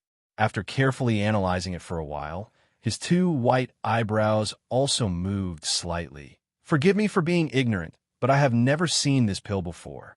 Although I do not know its medicinal effects, it is not inferior to the 33 Heavens Fortune Immortal Pill and the 10 Saint Golden Elixir." Lin Feng smiled and did not speak, while Xiao Yin cupped his hands. "This pill is called the Mysterious Sky Myriad Wonders Golden Elixir. This junior figured it out myself." "Elders, you are both alchemy experts. Please correct me." Hearing this, Gu Jun and Gu Yuankai looked at each other. The ancient emperor's bloodline was proficient in alchemy. The ancient emperor, Gu Changsheng, was one of the human sovereigns who was most proficient in alchemy, on par with Emperor Chong and Xiao Huang. The South Pole Longevity Formation was the best formation to assist in alchemy. The ancient emperor's longevity pill and treasure lotus pill were elixirs that were on par with the 10 saint golden elixir, the god descending great Tao golden elixir, the life replacement heavenly pill, the Bodhi treasure pill, and other top elixirs. But it was also because of this that they clearly knew how difficult it was to create such an elixir. Since the Middle Era, when the Taishu Temple's Tianshan Taoist created the god descending great Tao golden elixir, no one had created a similar grade of elixir. That was why when the 33 Heavens Fortune Immortal Pill first became known, it caused a huge commotion. At this moment, they also understood why Lin Feng and Xiao Yin did not present their gifts with the others. It was not because they were arrogant, but because they did not want to steal the spotlight. You're tuning into the Warrior Lore YouTube channel.